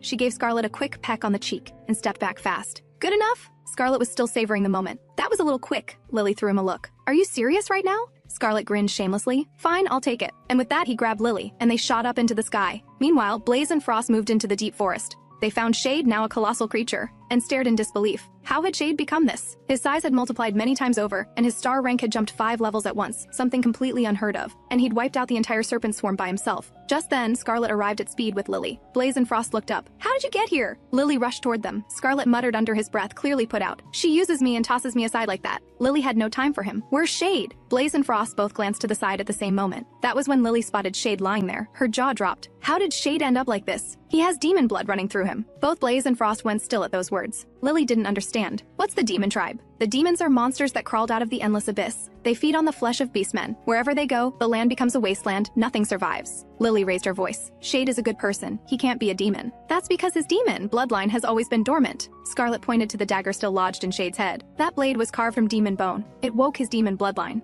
Lily's chest tightened. Scarlet pressed her. Still sure you want him? In my eyes, he's not some demon, he's Shade, he's our family. Scarlet gave a cold smile. You sure about that? The demon tribe is dangerous, your compassion could get everyone killed. As he spoke, Scarlet's expression shifted without warning. He made a move to kill Shade right then and there. Lily threw herself in front of Shade. Touch him, and I will fight you to my last breath. Scarlet turned to Blaze and Frost. She doesn't understand how dangerous the demon tribe is. You two do. Blaze and Frost fell into a heavy silence. Lily spread her arms wide, planting herself firmly in front of Shade. Tears began to fall. If you want to kill him, you'll have to go through me first. Scarlet was seething. Lily was sobbing desperately. Frost quickly moved to comfort her. Hey, don't cry. We're not going to hurt him. Blaze gently wiped the tears from her face. I promise, we won't hurt Shade. Scarlet's face went dark as a storm cloud. The cost of sparing a demon is far greater than you think. Lily stuck her tongue out at him. Our family business is none of your concern. Blaze approached Shade. Can this blade be pulled out? Scarlet said it was worth a try. So Blaze climbed up onto Shade and pulled the dagger free from his skull. Shade's body shuddered violently for a moment, then slowly began to shrink back to its original size. Then he returned to his human form. Scarlet clicked his tongue in amazement. Interesting. He shifted back from demon to beastman. Lily was overjoyed at the sight. Scarlet shot her a sour look and left without another word. Lily looked down at Shade lying on the ground. She turned the ring on her finger and produced a piece of hide, which she gently draped over him. Frost stared in shock. Blaze quickly put a finger to his lips. That's Lily's ability, keep it quiet. Frost clamped his mouth shut and nodded vigorously. Then Blaze carried Shade on his back, and the group set off back to the Wolf Clan. Shade had been framed and set up before all of this. The scheme had triggered the awakening of the demon blood inside him, but when he came to, he had no memory of any of it. When Lily saw Shade wake up, she let out a long breath of relief. Don't try to force it if you can't remember. Right now, the only thing that matters is resting and getting your strength back. Shade looked at Lily, exhausted from caring for him, and ached at the sight of her. He gently pulled her into his arms. Just then, Blaze and Frost walked in. Frost was about to bring up Shade's demon awakening, when Blaze clapped a hand over his mouth with a firm look that said, Don't. You're okay, that's what matters. The serpents are gone. Don't worry about it. Shade nodded and let it go. Lily took out all the dried fish she had and planned to make a nourishing soup for Shade. Blaze watched and felt a pang of jealousy. He scooped Lily up, gently lifting her chin. Watching you fuss over Shade like that, it stings a little. Lily's heart clenched. Before she could even respond, Blaze had already leaned in close and kissed her deeply. Lily was filled with guilt. She held him tight. I'm sorry, I've been neglecting you. Blaze knew she was comforting him, and they kissed again. But right in the middle of that warm moment, Blaze suddenly pulled back. He looked at Lily. She hadn't rested properly in days. Let me take you to bed. You need to sleep. And before she could argue, he'd already swept her up. I'm fine, really, I still need to make dinner. Blaze wasn't having it. I need you well rested, that's what matters most right now. Lily kept insisting she didn't need to sleep, but the moment she lay down, she was out. Blaze gently stroked her cheek, holding back the urge that stirred inside him. He settled for a soft kiss on her forehead. Then Frost came in. He looked put out. I thought you were going to be with her. And then he proceeded to smother her sleeping face with nuzzles and kisses. Blaze stared at him. You really did copy that exactly, didn't you? That night, Lily slept more soundly than she had in a long time. She woke up the next morning still yawning. Then a commotion broke out outside. Lily went to look, and found none other than that infuriatingly handsome Scarlet. Scarlet visibly brightened when he saw her. A beastman nearby was about to greet Lily, when Scarlet smacked him in the face without a second thought. Lily, I heard you're a healer. I need to borrow some herbs. Just then, Shade stepped out. The moment he saw Scarlet, his expression darkened. Scarlet didn't look any warmer toward him. Lily caught the tension between them, and quickly held up a bundle of herbs to break their line of sight. But both of them were so tall, it barely did a thing. Lily just handed the herbs to Scarlet, hoping to get rid of him quickly. Scarlet gave her cheek a little pinch. I'll come find you again soon. Then he took off into the sky. Lily muttered under her breath, good riddance. Then she turned to Shade. Stay away from Scarlet, he's nothing but trouble. Shade nodded obediently. Whatever you say. Lily melted at how sweet he was. She quietly swore to herself that she would protect him no matter what. The next morning, Scarlet showed up again looking for Lily. Lily could not believe it. Don't you have better things to do as an elder? Scarlet brushed it off. You know I'm an elder and you're still talking to me like that? Careful, or I might cause trouble for the Wolf Clan. Lily gave an awkward laugh. Petty. Scarlet just shrugged, unbothered. I heard your roasted sunflower seeds are delicious. Share some with me. Lily clutched the seeds to her chest. If you want some, go pick them yourself. Scarlet spread his wings at that, and sparks flew in every direction. Lily's heart lurched. She rushed to stop him. Stop! You'll destroy my sunflowers. Scarlet grinned. Weren't you the one who told me to go pick them myself? Lily had no comeback. She tossed a bag of sunflower seeds at him, fuming, but that wasn't enough for Scarlet. He wanted them roasted lilies. teeth clenched. With demands like that, why don't you just fly off somewhere? The moment the words left her mouth, Scarlet shot up into the sky. I literally can fly, you know. Lily threw her hands up. You insufferable bird, get out of here. Back home, Lily was still fuming. She asked her three mates which of them could take Scarlet in a fight. Blaze admitted the last win was a fluke. Frost said the whole clan might have a chance if they all went at once. Shade said Scarlet's true power was beyond measure, no one here could match him. Lily's face fell completely. She grabbed a drumstick and bit into it aggressively, nothing to do but eat her feelings. But a few days later, Scarlet came knocking again. As a thank you for the sunflower seeds, he brought her a lotus seed in return. Lily stared at it, puzzled. Scarlet explained it was a rare half-stem lotus seed. Just drop one drop of blood on it, toss it into a pond, and it'll grow on its own. Lily decided to give it a try. She picked up a dagger and made a small cut on her hand. She let a drop of her blood fall onto the lotus seed, and something magical happened. The lotus seed turned pink in an instant. Lily found it absolutely fascinating. She hurried to the pond and dropped the seed in. The moment it hit the water, it began to grow at an astonishing pace. In the blink of an eye, it had grown into a full flower bud, ready to bloom. Lily marveled aloud. It looks just like a lotus. I wonder if there are lotus roots too. And the moment the words left her mouth, lotus roots came bursting up out of the water one after another. Lily stood there with her mouth hanging open. Then the flower swayed its way over to her through the water and nuzzled affectionately against her hand. Lily was quietly amazed. A lotus with a personality. What a world. She asked curiously, "Are you giving me all these lotus roots?" The little lotus swayed. Mama likes them, so they're all for Mama. Lily couldn't believe the lotus could talk. Just like that, she had a lotus baby. Then Scarlet appeared overhead. You two seem to be getting along nicely. The little lotus caught sight of Scarlet and bobbed around excitedly, calling out over and over, Daddy, Daddy! Lily went completely still. Calling me Mama is one thing, but why is it calling Scarlet Daddy? What is happening? Scarlet's lips curved into a smug smile. The half-stem lotus is a rare species. It evolves from a plant into a humanoid form. Whoever feeds it blood before it's born becomes its parent. Before I gave it to you, I fed it a drop of my own blood. Lily stomped her foot. You did that on purpose. Scarlet grinned shamelessly. Obviously. Lily balled up her fists. You are absolutely shameless. The little lotus, seeing the tension, hurriedly tried to make peace between its two parents. Lily quickly soothed it. We're not fighting. Go back now. The little lotus swayed obediently and floated back toward the center of the pond. Scarlet swooped down right over Lily's head. Mother of my child, how about roasting me some sunflower seeds? Lily's cheeks puffed up in irritation. She shoved a bag of sunflower seeds into his hands. Take it and leave. Don't. Come back. Scarlet caught it with ease. Have a child together and suddenly I don't exist anymore. Cold-blooded. And with that, he flew straight up into the sky. Lily was beyond words. She couldn't help but mutter, that guy is way too handsome to be this shameless. Lily waved goodbye to her little lotus baby and promised to visit again tomorrow. Market day came around once more. Beastmen scrambled to buy Lily's lotus roots and roasted sunflower seeds. Everything sold out almost immediately. That's when Scarlet strolled over. Any sunflower seeds left? Lily gave him a look. You eat that many sunflower seeds, you're going to give yourself a heat stroke. Scarlet extended a finger and a small flame shot from its tip. Do you really think fire is something I worry about? Lily was completely at a loss. The two of them were clearly talking on completely different wavelengths. The sunflower seeds are sold out. Come back in a few days. Scarlet pouted. I'm the father of your child, you know. You couldn't save a little for me? Frost happened to overhear that. Lily's heart sank. She was terrified Frost would misunderstand. And Scarlet, ever the troublemaker, poured fuel on the fire. Lily and our child has already grown up, you know. Frost absolutely exploded. What? When did Lily have a child with you? Scarlet summoned the little lotus right then and there, declaring it was his and Lily's child. And the little lotus kept calling out to Lily, Mama, Mama! Frost's brain completely short-circuited. Lily looked at Frost in this state and had absolutely no idea how to explain how she'd suddenly ended up with a child. After Lily explained everything in detail, Frost's ears drooped as he asked carefully, So, Lily, if you ever have a child of your own, it would be mine, right? Lily nodded rapidly. Yes, of course it would be yours. The little wolf perked right up and broke into a goofy grin. Lily loves me most after all. Scarlet couldn't stand watching Frost look so pleased with himself and decided to stir the pot. Lily, I'm taking our child home. Come back soon. Frost roared at Scarlet. That's our home. You have absolutely nothing to do with it. Scarlet laughed it off. You never know how things turn out.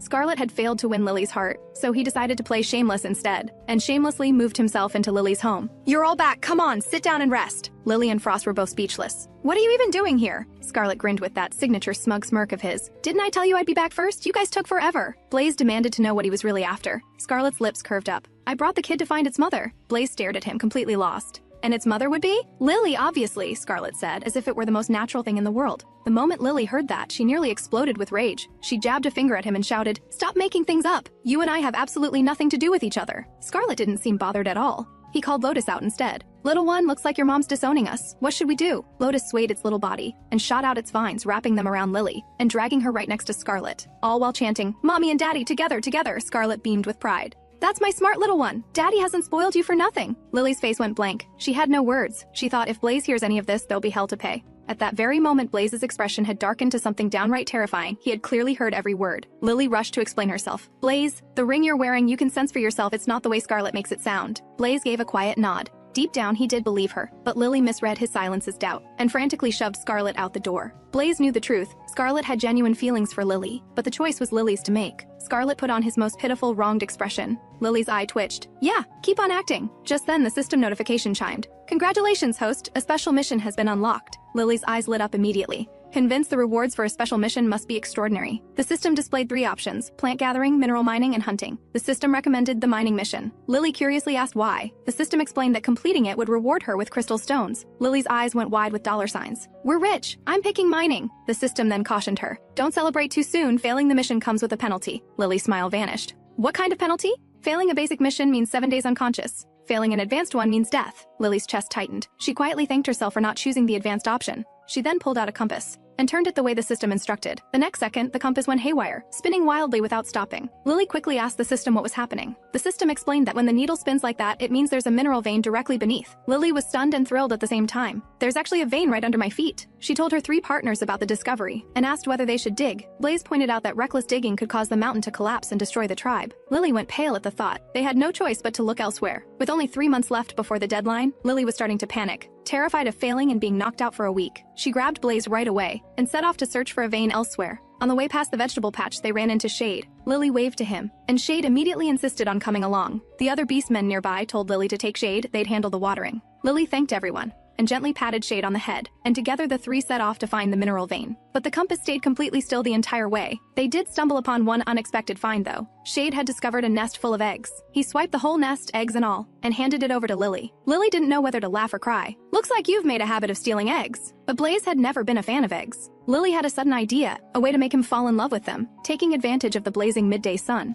she decided to fry a sunny-side-up egg using nothing but the heat of the sun. Before long, the egg was sizzling and filling the air with a mouth-watering aroma. Staring at the perfectly cooked egg in Lily's hands, Blaze couldn't help but swallow. One bite, and the flavor was incredible. Lily fed Shade a few as well. As she ate, Lily found herself overwhelmed by emotion. She couldn't believe she was eating sunny-side-up eggs in a strange, unfamiliar beast world. Mom, Dad, I'm going to make it here, I promise. Just then, Blaze handed her a flask of water. Lily took it and gulped it down. Well, pretty good eggs, right? Blaze gave a slow, dangerous smile. I'd much rather have you. Lily choked and sprayed water all over his face. Shade, hanging upside down from a tree, poked his head out. What happened? Lily rubbed her mouth awkwardly. Nothing, nothing. She looked at the compass needle, still motionless, and felt a quiet wave of disappointment. Shade couldn't stand to see Lily looking so down, and suddenly spilled a whole pile of crystal stones out of his mouth. Lily stared, jaw dropped. What in the world, does that guy have a storage pocket in his mouth? Ever since Lily had become Lotus's mother figure, Scarlet had been constantly using Lotus as an excuse to keep showing up and hovering around Lily. He came knocking time and time again. The little one misses its mom. What kind of dad would I be if I didn't bring it over? Lily pressed her fingers to her temple. She thought, I can't keep letting Scarlet drag this out like this. She pointed straight at that arrogant bird and snapped, if you want a cub so badly, go find someone else. I already have partners, stop talking like this. The moment Scarlet heard that, his expression went dark. Lotus swayed anxiously, calling out, Mommy, Mommy, over and over. Lily steeled herself, thinking it was better to get it over with quickly. I'm sorry, I'm not your mother. Scarlet's eyes went cold, and a deeply unsettling smile crept onto his face. He lifted Lotus up, and the little thing trembled with fear. Lily's heart lurched. That smile, it's terrifying. Blaze immediately stepped in front of Lily. Frost and Shade closed in around her. Scarlet pinched Lotus's bud between his fingers, his voice turning vicious. If your mom doesn't want you, then what good are you to me? The words had barely left his mouth before Lotus was engulfed in flames. Lily rushed in without hesitation and pulled Lotus out of the fire. Lotus sobbed, trembling. Mommy, it hurts! Lily cradled it protectively against her chest. She turned on Scarlet, voice shaking with fury. It still calls you Dad. How could you do something this cruel? Scarlet gave a dismissive wave of his wings. Isn't that what you wanted? A clean break? It carries both our blood. Burn it, and you're finally free of me. With that, he spread his wings and disappeared into the sky. Lily gently set Lotus down in its pot, then bit her finger open, and let her blood fall onto Lotus. Lotus's bud unfurled instantly. Lily softly stroked its little head. From now on, you stay with me. Forget that jerk, Scarlet. Frost, watching from behind, turned red in the face and muttered under his breath. That little plant is just shamelessly latching onto Lily. If this keeps up, when will Lily ever have my cub? The thought barely crossed his mind before he yanked Lily toward him, but at that very critical moment, Blaze grabbed him by the collar and pulled him away. Outside, we need to talk. Frost pouted, fuming. Then spit it out already. Lily went out today to look for a mineral vein. Let's dig up the one in Rock Mountain. Shade and Frost exchanged uneasy glances. If we mine Rock Mountain, a tribe could be in danger. But for Lily's sake, Frost was ready to take the risk. He was just about to organize a crew when Shade's tail coiled around him and pulled him back. Hold on, if we start mining, won't it be dangerous for us still living on the mountain? Blaze said a small vein should be fine, but if it turned out to be a large one, they'd relocate the living quarters. The next morning, Lily woke up to find all 3 of her partners gone. Then she heard a commotion coming from the base of the mountain. She looked toward the noise and spotted Blaze and Shade. She immediately ran over, practically bouncing with excitement, and leapt straight into Blaze's arms. "What's everyone digging for?" she asked, puzzled. "You mentioned there was a vein at the base of Rock Mountain," Blaze replied. "It would be a waste to leave it." Lily felt a warmth bloom in her chest. "So you changed your minds about digging, all because of me." She made her way to the riverbank afterward, and the moment Lotus spotted her, it burst up through the surface, wriggling with excitement, and plucked one of its own lotus leaves to hold over Lily's head as a parasol. Lily asked for a few more leaves, then trotted happily back to the mining site, and handed one each to Blaze and Shade. The moment they put them on, a wave of cool relief washed over them. Just then, urgent footsteps came rushing toward them. "This is bad. The chief and the chief of the Feather Clan are fighting." Lily was just dealing with her period, but Scarlet mistakenly thought she was injured, and rushed over in a panic, desperate to check on her. Lily's heart nearly stopped, and she quickly insisted she was fine, urging Scarlet to leave immediately. But Scarlet ignored her and scooped her up without a word. "Don't tell me something happened with the baby?" Those words hit Lily like a bolt from the blue. She raised her hand and slapped him across the face. "Shut up! Do I look like I'm about to have a baby? Then what's going on with you?" It's my time of the month, okay?" Scarlet stared blankly. "You're what? What does that mean?" Lily gave up trying to explain. "It's a normal thing, I just need to rest." Scarlet nodded, and finally left her cave. Lily was feeling absolutely miserable. After changing her clothes, she collapsed onto the bed and noticed there were feathers tucked beneath the mattress. Just then, she heard Scarlet's voice again. "Lying on those will keep you warm and comfortable." It dawned on Lily all at once. "So you were the one who put these here, thank you." Scarlet brushed it off like it was nothing, and vanished in the blink of an eye. Lily never expected that cold, ruthless Scarlet had such a gentle side to him, but Scarlet hadn't actually gone far. He couldn't bring himself to leave her alone. He was worried she might be in danger. Suddenly, a rustling sound came from behind him. He turned. It was Shade. The moment Shade saw Scarlet, his expression soured immediately. "This is our home. What are you doing here?" "Lily was bleeding. I just wanted her to lie down." Scarlet hadn't even finished when Shade shot past him and disappeared into the cave, rushing straight to Lily's side. Outside the cave, a smirk tugged at Scarlet's lips. "That snake isn't even her partner. What gives him the right to be so close to her? Just looking at it irritates me." That wave of murderous intent made Lotus shudder from head to toe. "Please, Mommy and Daddy, don't fight." Shade felt that overwhelming killing intent seeping in from outside, a force powerful enough to penetrate solid stone. Just what exactly was Scarlet? Meanwhile, Frost and the chief of the Feather Clan were going at it hard. Lily rushed to the scene the moment she heard and was just about to step in, when Scarlet grabbed her arm. "Don't. A fight between males, no one interferes." But Lily was determined to get through. Scarlet reached out and yanked her right back. Blaze stepped in and took Lily from Scarlet's grip. "Let them fight it out. Better to get it all in the open than to let it fester. It'll do both sides good." Lily considered that and nodded. She could only stand back and silently cheer Frost on. Scarlet's eyes were fixed on her. Their gazes met. Lily looked away with a scoff. Scarlet let out a cold laugh. "The more you do that, the less I want to let you go." At the same time, the two chiefs had stopped fighting. The fight ended without a clear winner, but somehow the two had ended up becoming friends. Lily hurried over to Frost, and her heart ached when she saw he was hurt. The moment Frost saw her, his tail wagged like crazy. "I'm fine. As long as you're here, there's nothing I can't handle." Watching the two of them being so openly affectionate, the Feather Clan chief got a generous eyeful of that sweetness and looked thoroughly fed up. Someone couldn't resist teasing him. "You actually have a thing for such a tiny female? That's quite the taste you've got." Scarlet just chuckled. "Small and adorable, someone you can hold right in the palm of your hand and cherish." The Feather Clan chief was left completely speechless, and couldn't help but mock Scarlet for fooling himself. Scarlet's expression darkened in an instant. "What did you just say?" The chief stumbled and fell straight to the ground in fright. Frost wanted to team up with the Feather Clan for the mining operation. The chief agreed without hesitation, but Scarlet shot it down. His dangerous eyes locked onto Lily, making her skin crawl, like she was being stalked by a predator. Frost's face twisted with irritation. "What do you want in exchange?" Scarlet grinned, his intentions written all over his face. "If you can solve the Feather Clan's fertility problem, we'll not only relocate, we'll join you in mining the vein." Blaze and Lily both frowned. Frost was furious. Lily quickly urged him to calm down. "The Encyclopedia of Flora and Fauna has remedies for fertility issues. I'll take your deal." The Beastmen around them erupted in surprise. Even Scarlet hadn't seen it coming. He never expected Lily to agree so readily. "Then it's settled. We help mine the vein, and you handle the fertility problem." He shot toward Lily in an instant. "If you dare try to trick me, I will not let it go." Just moments before, Lily had been playing around with Lotus. When Scarlet showed up, shameless as ever, Lotus spotted its dad before anyone else. Lily looked up at the sound, and found Scarlet staring straight at her, his gaze burning with intensity, tinged with something unreadable. Lily instinctively covered herself. "What are you staring at?" Scarlet smirked. "How's the progress on that fertility remedy you promised?" "These things take time. I still need to gather more herbs." A glint crossed Scarlet's eyes, as his gaze slowly traveled over her. Something about it made Lily feel deeply uneasy. Before she could even process it, Scarlet closed the distance between them, and stole her first kiss of the day. Lotus immediately covered its eyes. "Daddy, you're so shameless." In that moment, Scarlet had eyes only for Lily. The urge to claim her completely was overwhelming. Lily fought with everything she had, but couldn't break free. Lotus cried out at Scarlet, "Daddy, stop hurting Mommy," at the last moment. Lily pulled out her dagger and slashed it hard across him. A cut opened across Scarlet's chest. He looked at her with an expression of pure innocence. "I just wanted a kiss." Lily wasn't buying it for a second. She warned him furiously to back off, or she'd make sure the Feather Clan never had another cub. Terrified she might genuinely turn on him, Scarlet had no choice but to apologize. "I was wrong. I never meant to hurt you." He tried to step closer as he spoke. Lily immediately raised her dagger. "Leave, and don't come near me like that again." But Scarlet kept inching forward, one slow step at a time. "Lily, I mean it. I like you." Lily froze. You can't be serious. She thought of how dangerous Scarlet was. He had once considered killing Shade without a second thought. The memory made her blood run cold. If he's serious, I need to shut this down right now, completely. Scarlet caught that look of absolute resolve in her eyes, and could only laugh bitterly to himself. He forced out the words, I was just joking. Lily finally let out a breath. Scarlet raised an eyebrow and gently brushed a strand of hair from her face. I already have someone I care about. I wouldn't really do anything to you. Lily swatted his wandering hand away with a look of disgust. Can I ask who it is? If you're willing to have a cub with me, I might consider it. Lily was beyond words. Please keep that secret to yourself forever. Scarlet clicked his tongue and made a face. You have absolutely no fun in you. Lily gave an awkward laugh. Little did she know the person Scarlet had been talking about was her all along. 3 months passed in the blink of an eye. The Beastmen had used Rock Mountain as a foundation and built a formidable fortress. Lily was in the middle of making mashed potatoes when the system notification suddenly chimed again. Congratulations, host.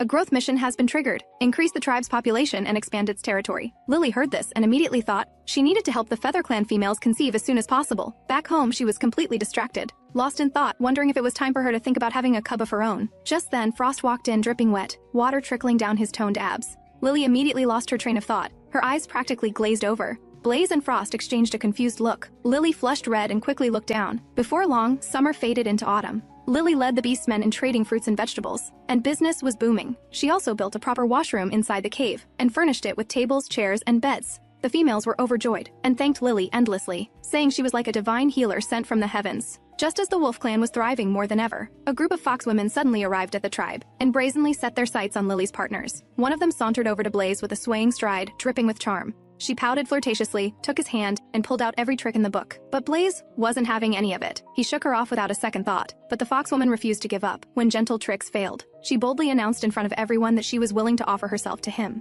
The declaration made Lily's jaw drop and sent the whole crowd into an uproar. The males nearby were wide-eyed and practically drooling with envy. Magnolia nudged Lily from beside her. You're just going to sit there. Lily kept her composure. I trust Blaze. Sure enough, Blaze's brow furrowed. A cold, razor-sharp glare cut through the air, and the fox woman instinctively let go. Blaze was blunt. He pushed her away entirely. I'm sorry, I already have a partner. And without another glance, he turned and walked away. Magnolia erupted. That's how it's done! She couldn't help but tell Lily how lucky she was to have him. Blaze came over and sat beside Lily. Lily leaned close to his ear, half joking, half serious. Such a beautiful fox woman just confessed to you. Aren't you just a little bit happy about that? No, Blaze said without hesitation. Lily pretended not to believe him. Blaze immediately took her hand and kissed it several times. You're the most beautiful one to me, he said softly. Lily's heart melted on the inside, but she kept up the act. Sweet talk, I'm not falling for it. The rejected Jade sulked alone in a corner. Just then, a pack of wolf beastmen appeared out of nowhere and surrounded her, each trying their luck, but Jade only had eyes for Blaze, and didn't give any of them so much as a glance. That evening, the wolf clan built a roaring fire, and skillfully began roasting meat over it.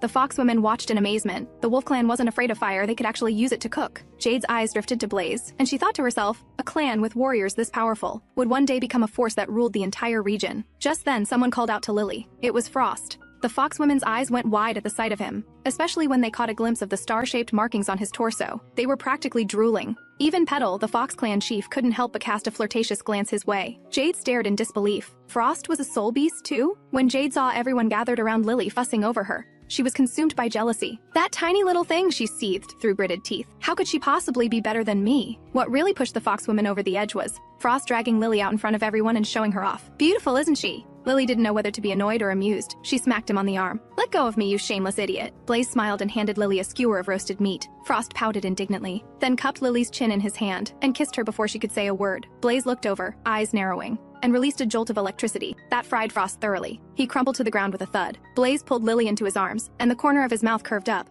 You're still a long way from beating me, Frost roared in outrage. Oh, so impressive, you can shoot lightning. The fox women nearby stood there completely dumbstruck. They were being completely ignored. Just then, a loud commotion erupted overhead. The Feather Clan had shown up to join the excitement, diving down one after another, and among them was the cold, striking Scarlet. The fox women looked up at the sound, and every single one of them was instantly captivated by him. Jade couldn't believe her eyes. Scarlet, the most powerful male in the entire Feather Clan. A sly smile crept onto Jade's lips as she set her sights on him. But Petal had already beaten her to it, rushing over to introduce herself. My, what a striking male. What's your name? Scarlet lifted her chin with one finger and gave a slow, dangerous smile. My name? You don't have the right to know, foolish woman. Petal jolted and erupted with fury. No male has ever dared speak to me like that. Scarlet dusted off his hands with an expression of pure contempt. Disgusting. I dread to think how many males have touched you. That was the last straw. Petal lunged at him. Scarlet's eyes flashed, and Petal's hand burst into flames. The fox woman panicked and frantically doused her with water. Before the fire was finally put out, Petal was shaking with rage. "You're dead!" The words had barely left her mouth when Scarlet appeared right in front of her. Petal's courage vanished on the spot,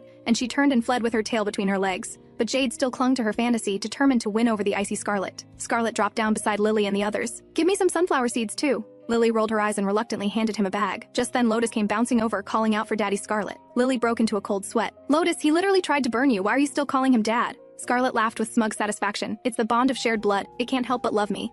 Lily told Lotus to stay away from Scarlet, but Lotus just acted cute and refused. Suddenly, a melodic tinkling of bells drifted toward them, and Jade came dancing gracefully into view, swaying her body with seductive elegance. Every beastman in the area was instantly transfixed. Lily was genuinely surprised. She hadn't expected anyone in this world to know how to dance. Jade threw flirtatious glances at Scarlet with every move, slowly closing the distance, and after one final spin, rested her hand on his shoulder and gently caressed his cool, chiseled face. Jade released a faint, intoxicating scent, and both Blaze and Frost were pulled in by it. Lily's instincts immediately told her something was wrong. At first she thought they were just attracted to Jade, but she quickly dismissed that thought. They weren't that kind of men. Something was off about Jade herself. Jade threw everything she had at Scarlet, and thought she was on the verge of winning him over. But Scarlet wasn't affected at all. "You reek! Get away from me!" He shoved Jade away without hesitation. Lotus, caught in a cloud of fox scent, began shaking violently. And the next second, it mutated, sinking its teeth into Jade's arm. Jade screamed in pain and raised her sharp claws, about to slash down at Lotus, when Lily cried out, "Stop!" Blaze and Frost snapped back to their senses, both disoriented and unsure of what had just happened. Scarlet reacted in an instant. He slammed Jade to the ground and roared, "How dare you use fox scent on me!" Lotus, still reeling from the fox scent, had gone wild, and immediately coiled itself around Lily. "Lotus is scared," it whimpered. Lily gave it a flat look. "You were just absolutely ferocious, and now you're playing scared?" Blaze could sense something was deeply wrong with Jade, and immediately stepped in front of Lily. "Watch out, she used fox scent." Frost was seething. "If you fall under fox scent, you lose your mind completely, you become nothing but a puppet." Even now, Jade was still trying to play her tricks. Scarlet launched into the air and swept his hand forward, a ball of fire hurtling straight at her. It left her in tears, begging Scarlet to spare her. Scarlet withdrew the flames, his expression ice cold. "Do it again and I'll let you experience what it feels like to be burned to ash." Just then, a young wolf beastman stepped toward Jade. Magnolia's heart sank. It was her younger brother. Magnolia's expression went dark, and she cursed at him to get back over there immediately. But he was completely under Jade's spell, and helped Jade back to the Fox clan's side. Petal was furious. "Fox scent is forbidden. Where did you get the female remains you used to make it?" Jade tried to talk her way out of it, but the evidence was undeniable. There was no escaping this. Petal turned and led the Fox clan away from the tribe, intending to deal with Jade once they were back. Jade collapsed to her knees. Lily let out a long sigh of relief. "Thank goodness Lotus reacted so fast, otherwise you two might have ended up as puppets."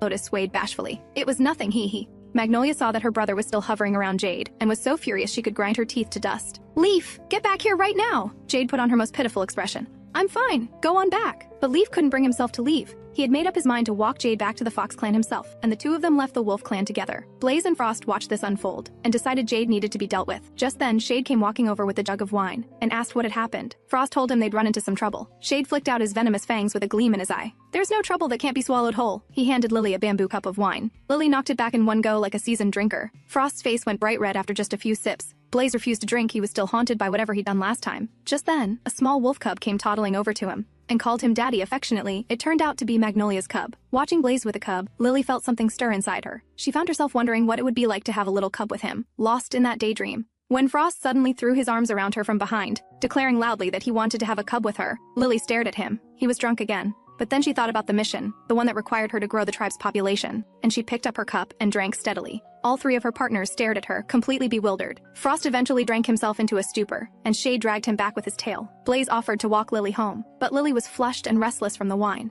her mind drifting back to the matter of growing the tribe. She threw her arms around Blaze, and insisted she wanted to go bathe in the river. The two of them made their way to the riverbank. Lily waded in slowly, her heart pounding, then slowly slipped off her outer robe, and called for Blaze to come in. Blaze shifted into his human form, and walked slowly toward her. Lily looked breathtaking in the moonlight. Their eyes met, and everything that needed to be said passed between them without a word, and they kissed, unable to hold back any longer. Sometime later, Lily quietly wondered to herself whether she might soon be carrying a cub of her own. When they returned to the tribe, they heard Frost's quiet sobbing. Shade told Lily, "He came back and wouldn't stop asking for you. When he couldn't find you, he climbed up on the roof and cried until now." Lily looked up at the roof and called out, "Frost, get down from there. What are people going to think?" The moment Frost heard her voice, the dullness in his eyes vanished. He leapt down and pulled her into a tight embrace, burying his face against her cheek and nuzzling her relentlessly. "Don't leave me." Blaze watched and quietly told Lily to spend some time with Frost. So Lily took Frost back to their room. Frost wore the expression of someone truly heartbroken. "I know you love Blaze, and you care deeply for Shade. Becoming my partner, I know that wasn't really your choice." He clutched the edge of her sleeve tightly. "I just want a little more of your heart, even just a little." Lily felt a rush of emotion. "Who said I don't care about you?" She leaned toward him and kissed him with everything she had.